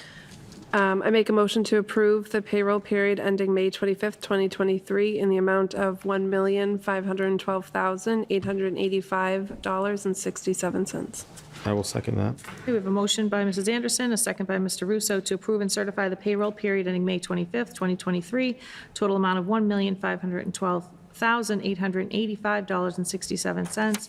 Mr. Parsons, how do you vote? Aye. Mr. Russo? Aye. Mrs. Biagioni Smith? Aye. Mrs. Anderson? Aye. I vote aye as well for unanimous vote. Sorry. Out of order. And now for our superintendent staff report, Mrs. Terry O'Regan. Thank you, Madam Chair. In your consent agenda, the first item I'd like to draw your attention to is our 2023-24 reappointment list for staff in our education support personnel, our aides unit, our 10-month secretaries unit, our food nutrition services unit, and our nurses unit and other miscellaneous staff members. I can't say how grateful we are for the work these staff members do on behalf of our students, and we're thrilled to have them back with your final approval of this consent agenda, of course. You'll also see some pictures of only some of the wonderful events that are happening around our schools in this celebratory time of the year. Noting a huge bravo to our Tewksbury Memorial High School drama team, or the TMHS Theater Company, who won 8 of the 19 Tammys they were nominated for. And it bears a shout out. Zach Sullivan won for Not Your Average Chorus Member, Alex Nakibi for Not Your Average Chorus Member, the entire drama company for Best Costumes, Hair, and Makeup, Technical Excellence and Lighting, Visual Excellence, Bronze in Best Performance in a Supporting Role to Greg Mercado as Lumiere, Silver in Best Performance in a Leading Role to Sarah Downing as Belle, and the real big one, the Best Overall Production for Small School Division. Obviously, this is a huge win. Again, bravo to our TMHS Drama Company. They're actually here doing senior night tonight. I think you saw the red carpet rolled out for them, and that red carpet really is deserving to Ms. Celeste Pellegrino and Mr. David Moffett, the directors of the drama company, as well as those that lead their boosters. So 3 cheers to them. Speaking of awards, tomorrow night, Thursday, June 1st, is our Senior Awards and Scholarship Night. Approximately 115 of our 192 seniors will be receiving awards and scholarships totaling about $170,000 from over 60 generous donations. You saw one of them tonight here, Holton Bugby. This is an amazing, amazing event, and I thank the Tewksbury Memorial High School Guidance Department, Ms. Patricia Whitehouse, Karen Burke O'Brien, who make sure this event runs like clockwork, as fast as possible, with all that award, accolade, and donation of scholarship going to our students. On that, next week is Senior Week, where our seniors will celebrate the end of their Tewksbury Public School journey with us. Just a quick summary, Monday is cap and gown pickup and a senior beach day. Tuesday is prom night. Prior to the prom night, the promenade is right here at the high school, if you'd like to see all of our beautiful people, at 3:45 in the afternoon. Wednesday is our senior cruise night. Thursday is breakfast and yearbook signing. And Friday is the graduation ceremony that culminates in the all-night-long celebration that goes into the Saturday morning hours to celebrate our seniors. Summer school, as you saw, is in full planning, and we're close to sending out the grid. As you know, most of our summer school that serves hundreds of students is our extended year services for students with special needs. We also just found out, and this is a deja vu, in the last 2 weeks of school, that we are privileged to apply to some DESE Acceleration Academy grant dollars. And what that does is it extends our summer school programming by an extra week, and it pays our staff to do so. So we just found out about that. The deadline is next week. Those grant dollars are specific to certain grade levels and certain subject areas. Dr. Cindy Bastieri is working with our principals to utilize as much of that money as we can and get more academies going.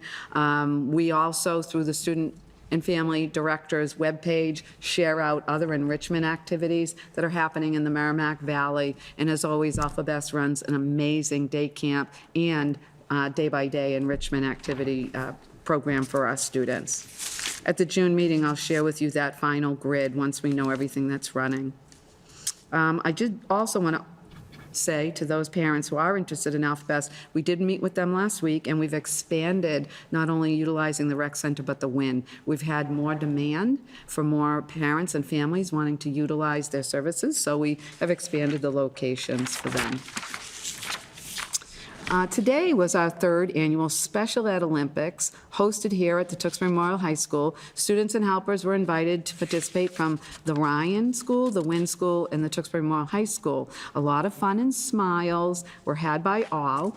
Special thank you has to really go out to Mr. Brian Aylwood and Mr. Ron Druin, and obviously the Best Buddies program for not only hosting this event, but really creating wonderful relationships and experiences that all of our students will never forget. So this is the hiring season. We ask all of our community to please keep checking our website, and educators to please check School Spring. Positions will become available not only for our summer programming, but for our school year next year. As a reminder, for any teenagers, students between the ages of 14 and 17 that are out applying for jobs, the community has lots of jobs, part-time summer work available to them, and students can come to the high school once they have an offer of a job to get their work permit here or over at our business office at central office during the summer. I'll also be putting that information in our June district newsletter, as well as throughout the summer for families' information. So as the end of the year approaches, we can expect that the temperatures are rising, especially by the end of this week. So some of our events planned may get rescheduled if we see that it's going to be on the turf and the weather is extremely hot. In fact, the Ryan sent a notice home that this week's activities will be postponed to next week when it's a little bit cooler. But we do ask parents to pay attention to those notices. This is a time of the year where celebrations are happening every single day, and there may be little tweaks, so please be patient with us, and please remember to send your child dressed appropriately for a changing weather, whether it's from the morning at 48 degrees to 90 by the afternoon, and certainly make sure your children are prepared with refillable water bottles. That concludes my update for this meeting. Thank you. You're welcome. Any questions or comments? That was perfect, thank you. I have none. Thank you so much. Awesome. And Mrs. McDermott. Thank you, Madam Chair. Just a few quick updates. We had a really smooth rollout of our frontline new absence management system. We're having a much higher rate of success filling vacancies with substitutes, so that's been nice to see. I certainly want to thank our community of substitutes because it was a change for them as well as our staff for all of their support with the new system rollout. A huge thank you to all of our college students, the Tewksbury College students who have come back to help us at a time where we really need them. It's a very busy time of year for absences. We're incredibly grateful for their willingness to come back to Tewksbury Public Schools and help us out. It's definitely helping those fill rates. In terms of our standards-based report card committee, we have our final meeting for the school year, for this school year, tomorrow. There'll still be plenty of work to do over the summer, but we've made incredible progress since we only began in March. It's pretty amazing, and we're excited to share all of that progress with you at our June meeting. I was looking out thinking, oh, they're all here for standards-based report cards, and that's next month, but no.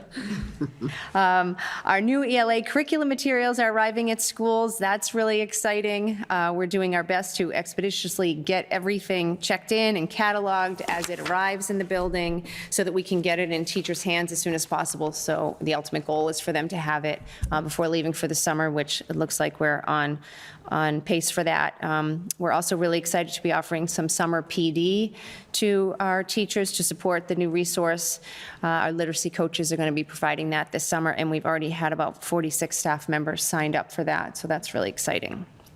I want to wish all of our students in grades 3 through 8 a big congratulations for completing all of their MCAS testing for this year. It's a huge undertaking for not only our students, but the staff and their families, and we want to thank everyone involved for all of their hard work, support, and flexibility. As you likely know, it takes, everybody in the school, even those who are not directly involved, somehow get involved in MCAS. So we're very thankful for all of that support. And our 9th graders will be taking, my own 9th grader included, will be taking the biology MCAS test next week. And we wish them all the best of luck. Hang in there. Almost done. I can't believe it, but it's already time to talk about summer reading. And it really struck me because I feel like when I first started, I was reporting out on summer reading as it had just ended, and I feel like in some ways that was just yesterday. But summer reading is back. Students in grades K through 4 have been provided a suggested book list, and they're encouraged to read at least 3 books, one being a nonfiction text by the end of the summer.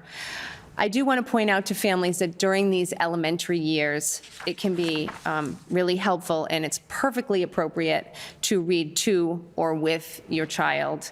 We want summer reading to be something that they look forward to, that they're excited about. Part of the whole program for the elementary students is to build a love of reading. So if you're getting some pushback from your child, there's no reason to push independent reading at that time, but instead enjoy the book with them.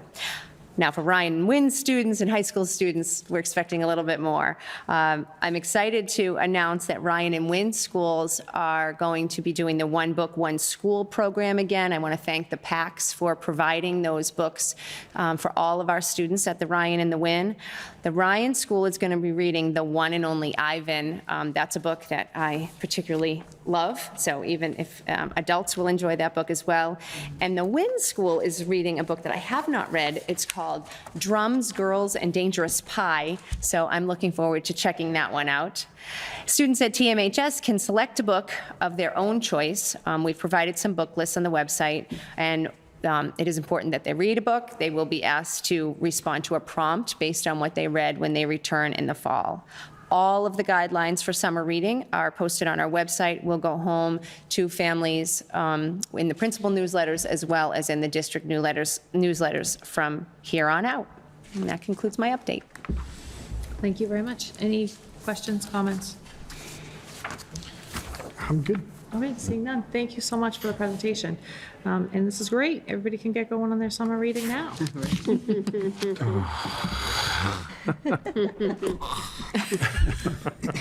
And moving on, so the consent, Mr. Libby, sorry.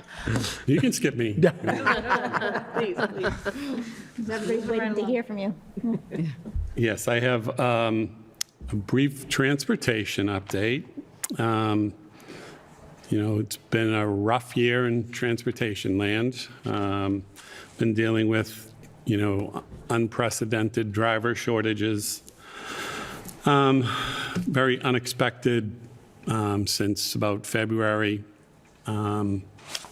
Usually unknown length of absences of the drivers, often unexpected absences, so it was very tough to plan. Often we thought it was going to be a shorter term, that the drivers were out, and it extended on and on. As it went on through, many of these absences went on through March into April. We took another tact and decided to try to reduce the need for buses. So we reduced the fleet down from 24 buses to 21 buses, thinking if they can only give us 21 drivers, let's see if we can, deliver everybody with 21 routes. So we've been able to do that with the cooperation of the bus company and Dr. Osborne at the helm. So for the short term, through the end of this year, we're fully staffed. And we're working on a plan to actually reduce one more K-4 route through the end of the year. It's an extensive plan, one more change, reducing 4 buses down to 3. It involves a lot of students, and at this point of the year, we're kind of weighing, is the juice worth the squeeze to get one more bus? But we're thinking that would give us a little bit of flexibility. If we do have a driver out, that K-4 level is the one that suffers the most because they're at the tail end of the day for the buses. So when the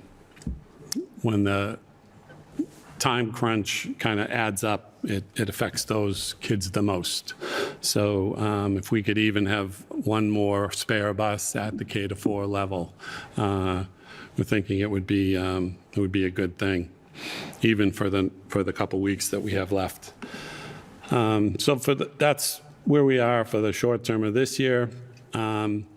Looking ahead to next year, I know the bus company's conducting hiring and training fairs over the summer, so that a drive to have 5 spare drivers in the fleet. Many of the drivers we have running routes regularly this year want to be spare drivers. They don't want to be driving every day. So if we get some full-time staff, we'll slide those folks back to the part-time roles that they want to be in. And we're looking at some possible minor adjustments to school start and end times with the goal of separating center bus routes from the Heathbrook and Dewing schools and giving them dedicated bus fleets for each of those schools. So they're not sharing buses. Those, we find that time in between schools getting from one school to the next has been it's taken a lot more time than it used to when they shared schools with the Trahan and Heathbrook and the Dewing and the North Street. So that change to the center has been more time consuming than we thought it would be. So as with most of these transportation changes, the devil's in the detail. We'll be bringing back some preliminary findings to the committee in June and a more detailed plan in July. So if changes to times are necessary, the committee can consider those changes and then be able to produce detailed bus routes for the community in August. So that's kind of where we're at in transportation these days. Thank you. Sure. Any questions or comments on Mr. Libby's update? No? Okay, that's it. That's tough. The busing stuff is tough. I know. I am looking forward to a better year next year. Yeah. And I know we're not alone. We're not the only district that's having these problems. So thank you for all your work, and please to Dr. Osborne as well. Okay, with our consent agenda, is there anything else you'd want to add that you haven't already covered? I think you guys covered it pretty well. Any questions or comments on the consent agenda? We have a motion to Make a approve. motion. I'll make that motion to approve the consent agenda as So presented. moved. Okay, so we have a motion by Mr. Russo and a second by Mr. Parsons to accept and approve the consent agenda as presented. All in favor, please say aye. Aye. Aye. And with no opposed, that passes unanimously. And our school committee member reports. Elementary School Building Committee, Mr. Russo? Our next meeting is scheduled for June 22nd, so that'll be the next time we meet. Okay. There's not been a meeting since our last. Okay.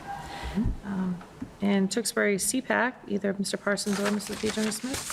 So the CPAC held their annual elections. The co-chairs are Dina Mancini and Ann, blanking on her name. Seichter, there we go. Sorry, Ann. Publicity is Peg Ricardo, and the secretary is Michelle Protus. And then parents at large are Sarah Cohen, Chrissy Chisholm, Al Mancini, Patricia White, and Crystal Anderson.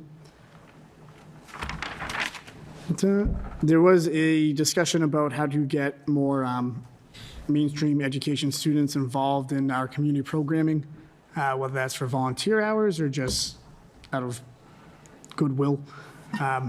So there was a question of how could the school and Alphabest and maybe a program like Best Buddies get together to make sure that that could happen, or if it could happen, and just to explore that option.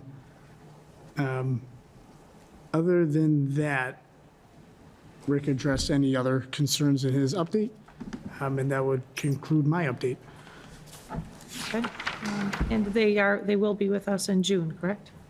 For their update, great. And Wellness Advisory, Mrs. Biagioni-Smith or Mr. Russo? Yeah, so our next meeting is scheduled for June 7th, and we have not met since our last meeting. I think maybe just as a follow-up, Ms. Rhee, I think I know we're trying to work on expanding that committee. So I don't know if you want to, we can certainly have a conversation offline as to some of that, recommendations and how we want to approach that. But I would like to sort of prepare some of that information for that meeting on June 7th, if possible. And most of the roles that were listed that you're seeking members for have been filled, so we should have that information for you for the June meeting. Okay. And then, obviously, whatever information they need to go to them. Yeah. I'm not sure they'll all be able to attend the June 7th. Yeah. No, that's fine. But certainly, anything after that, we can get to them once you Perfect. approve those, once I share with you the approval of those members and they're made known to you. Perfect. Great. Thank you. Okay. And Policy Subcommittee, Mrs. Anderson, did you want to speak on that? Sure. We held our first meeting just yesterday that I've been in attendance for. Realized very quickly that it's not easy to look at and review and update these policies. But we are working through some key ones right now, including homework, the parking policy, et cetera. And I'm looking forward to finalizing some of those changes over the next couple of months and being able to present them here. Yeah, there were some heavy ones, I think, those first few. And then we'll maybe try to tackle some, to balance, offset some of the more challenging ones. So yeah, but that was a great meeting. Policy changes, we have none tonight.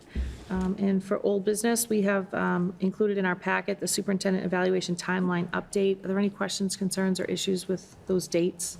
No. They all seem to work okay? Great. And we don't need to vote on that. I think that's just. No, informational. That's just for us to talk about.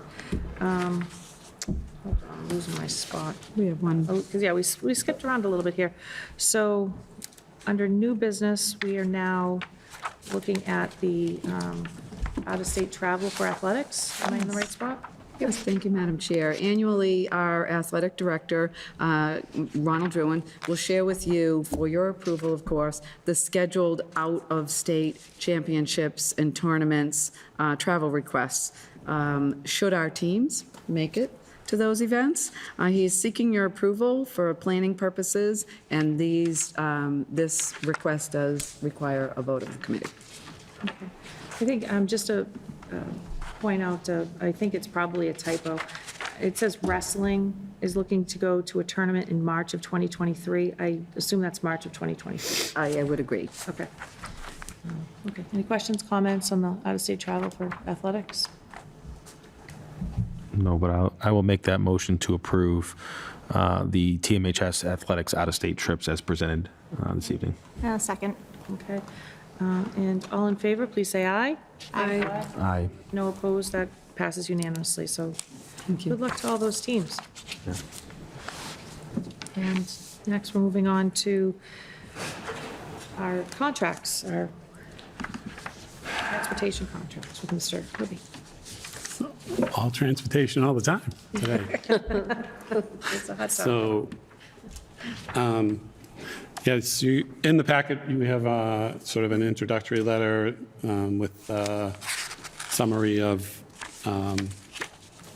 the figures we received in our two bids. We conducted our own bid process for in-district transportation in-district, which includes the typical yellow bus transportation and our in-district special education vans that we run to our in-district schools. The formal sealed bid process, just for your information, means we advertise in the Goods and Services Bulletin for 2 weeks, which is run by this Mass Secretary of State's office. We advertise in Combis, which is run by the Operational Services Division, for 2 weeks as well, those are places where folks who are interested in this type of public sector work and contracts go to look for those opportunities. That's generally the requirements of conducting one of these bids. We received 7 requests for the documentation. We received one sealed bid from Tewksbury Transit. We did have one other vendor at the bid opening who provided us a letter saying they weren't going to bid on the job, citing the lack of drivers and their commitment to some other contracts, that they weren't going to be able to provide a bid for this work. So you see the figures we have from Tewksbury Transit for the next 3 years. As with all these contracts, subject to funding, subject to our needs. Currently we're running 24 buses. If we, figure out a way to do it with 22 buses, and we can do it with 22 buses, we're entirely within our rights to execute the contract with 22 buses. So this is just an estimate of what we think the number of trips and the number of vehicles will look like going forward. The out-of-district contract, we have been sharing with Billerica and Chelmsford for the past, say, 10 or 12 years. We found an economy of scale and opportunities to be able to share vehicles, especially to the further away schools and less common schools. If Billerica sends one student to a school in Beverly and we send one student to a school in Beverly, we can get them both on one van and share that cost. So it's worked out pretty well for all three communities in that sense.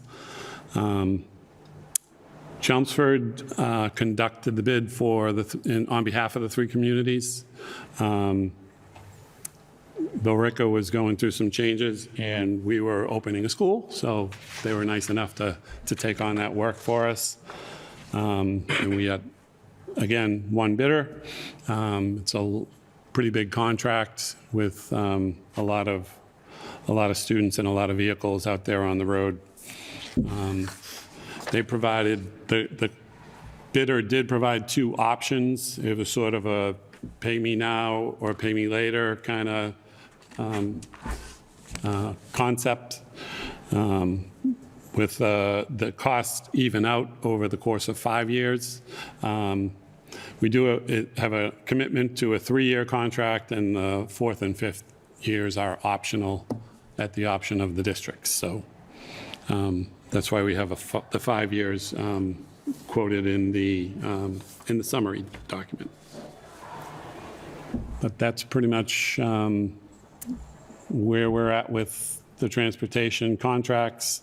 They would commence July 1st of '23 and extend through June 30th of 2026. Questions or comments? Yes. Mr. Russo? So this contract is $8.5 million for 3 years. So when I think about this, and I think about a lot of the headaches that we as a district have faced, and again, it's not to say that other surrounding districts and towns have not been facing some of the same challenges.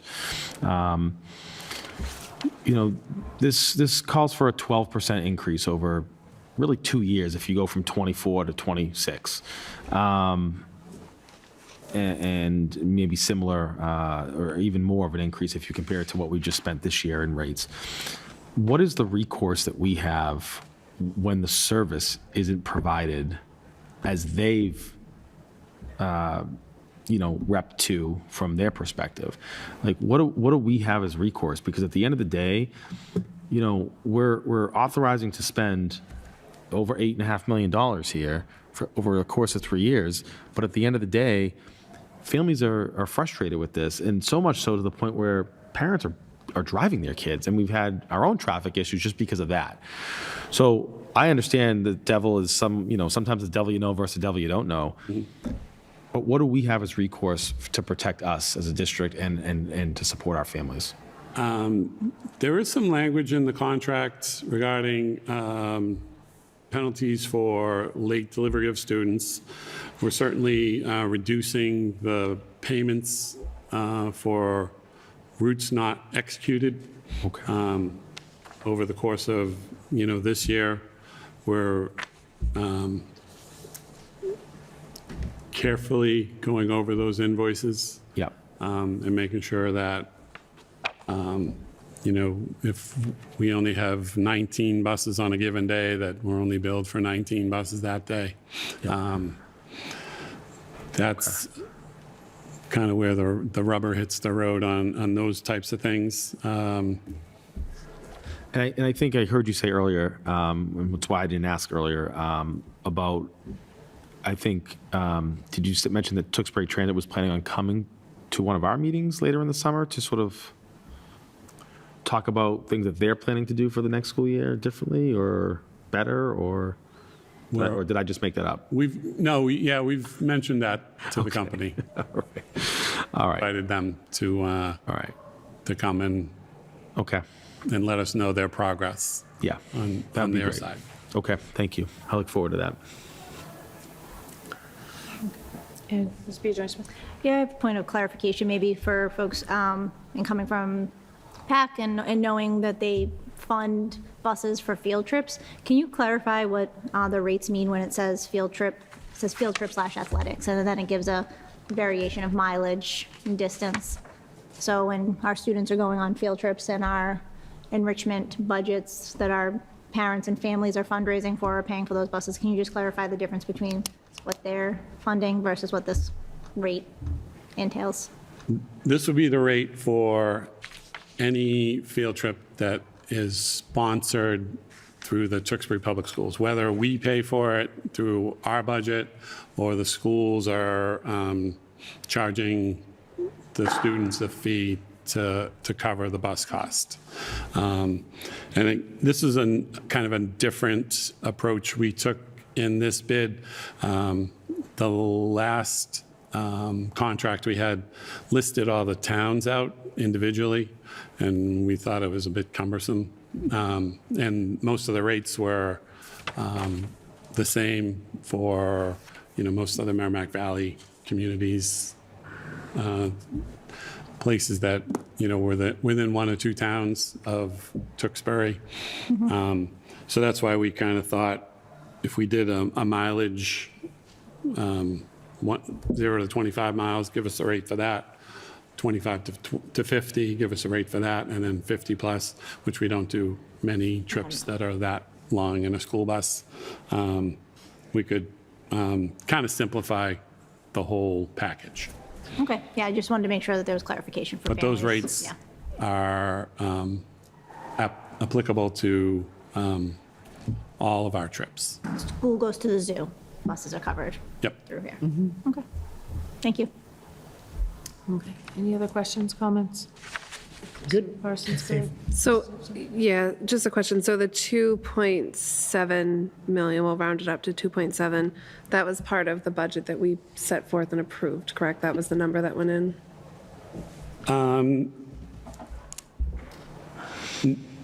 No, not all of that is in our budget. Some of those costs are funded through athletic fees. Athletics, field trips, and we do, okay. Other fundraising, private fundraising through So for this was field just trips. a budget set forth? It's maybe sort of from the value past- of the contract Okay, with, for various funding sources. We needed a mechanism to evaluate, right.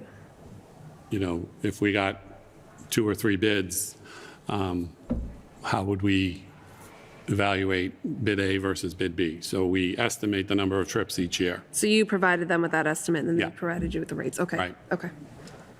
And we only get charged for the actuals?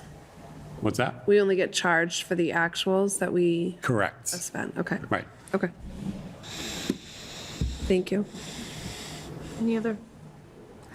And I have nothing to add, so thank you. And so we, I'll make a motion, Yeah. Madam Chair, if that's okay. At Thank this you. time, I'll make the motion to approve the regular yellow bus and in-district transportation contract and bid information, and the out-of-district transportation contract and bid information as presented in our packets this evening. Okay. And this is a roll call. Mr., is there a second? Can we second? Yeah, thank you. Oh, a second. I second, yes. Okay, so we have a motion by Mr. Russo and a second by Mrs. Biagioni-Smith. Mr. Parsons, how do you vote? Aye. Mr. Russo, how do you vote? Aye. Mrs. Anderson, how do you vote? Aye. Biagioni-Smith. Aye. And I vote aye as well, so for a unanimous vote. So, thank you for all your work on this. Thank you. A lot of work.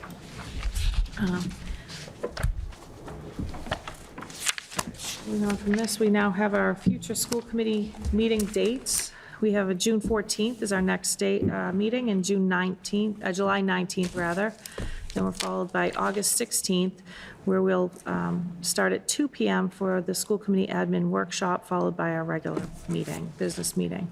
But I'd like to, at this time, just kind of mention, maybe in July, we had, I probably should share this, kind of probably a nice thing to share with the community and our administration, but we had a nice workshop on May 17th, where Dorothy Presser with the MASC came and met with us, and thank you to Mrs. McDermott for joining us.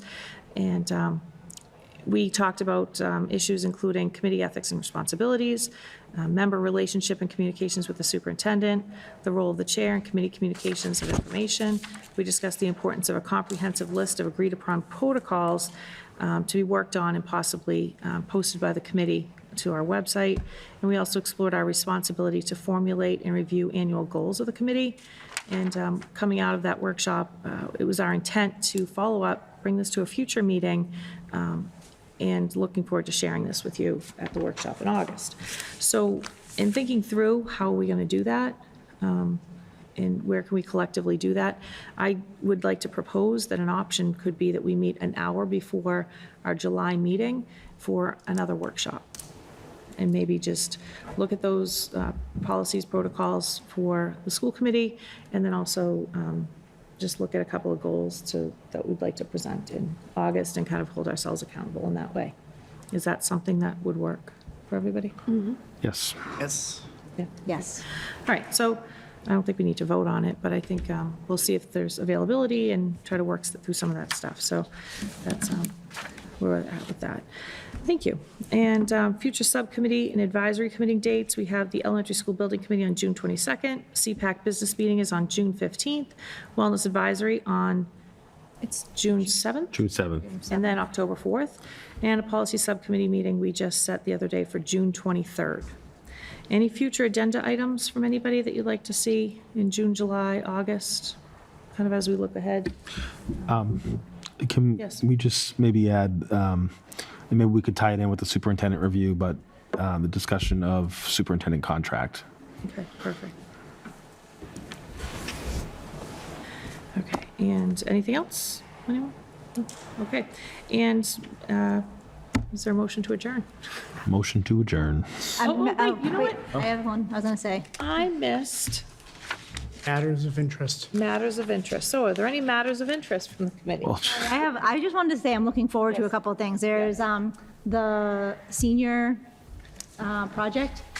Exploration, right, the presentation. It's that next week, so I'm looking, or is it this week? 10 a.m. Oh, it's this Friday, right? This Friday, yeah, 10 a.m. I'm like, it was like one of my favorite things to do last year as a new member. I loved it. I'm looking forward to doing that. And then Wednesday night of next week, gonna bounce around a little bit, but there's the special ed vendor exhibit that's taking place, and the same night is the multicultural event here, at the Wynn. The multicultural night is that same night, and that was great last year as well. So it's such a fun night. There's a lot of stuff to see and people to talk to, so I'm really looking forward to that. Yeah, okay. Anything else? Yeah, no, I'll piggyback off that, actually. Just, a lot of fun things going on at the end of the school year. We got scholarship night tomorrow, senior project day Friday. a graduation and a couple senior events next week. Pre-K graduation. I'm actually really looking forward to going the other way. It'll be really awesome. Screaming. So, and then of course, Flag Day, some Flag Day events, and of course, good luck to all of our high school students taking final exams the week of the 12th. And lots to look forward to over the next couple of weeks for sure. Mr. Parsons, anything that you wanted to add on the DE&I? I do. Unfortunately, I will not be able to make it to graduation this year. I have to go to a wedding in Washington, D.C. I did just want to congratulate the class of 2023. Special class to me. Got to know a lot of those students very well.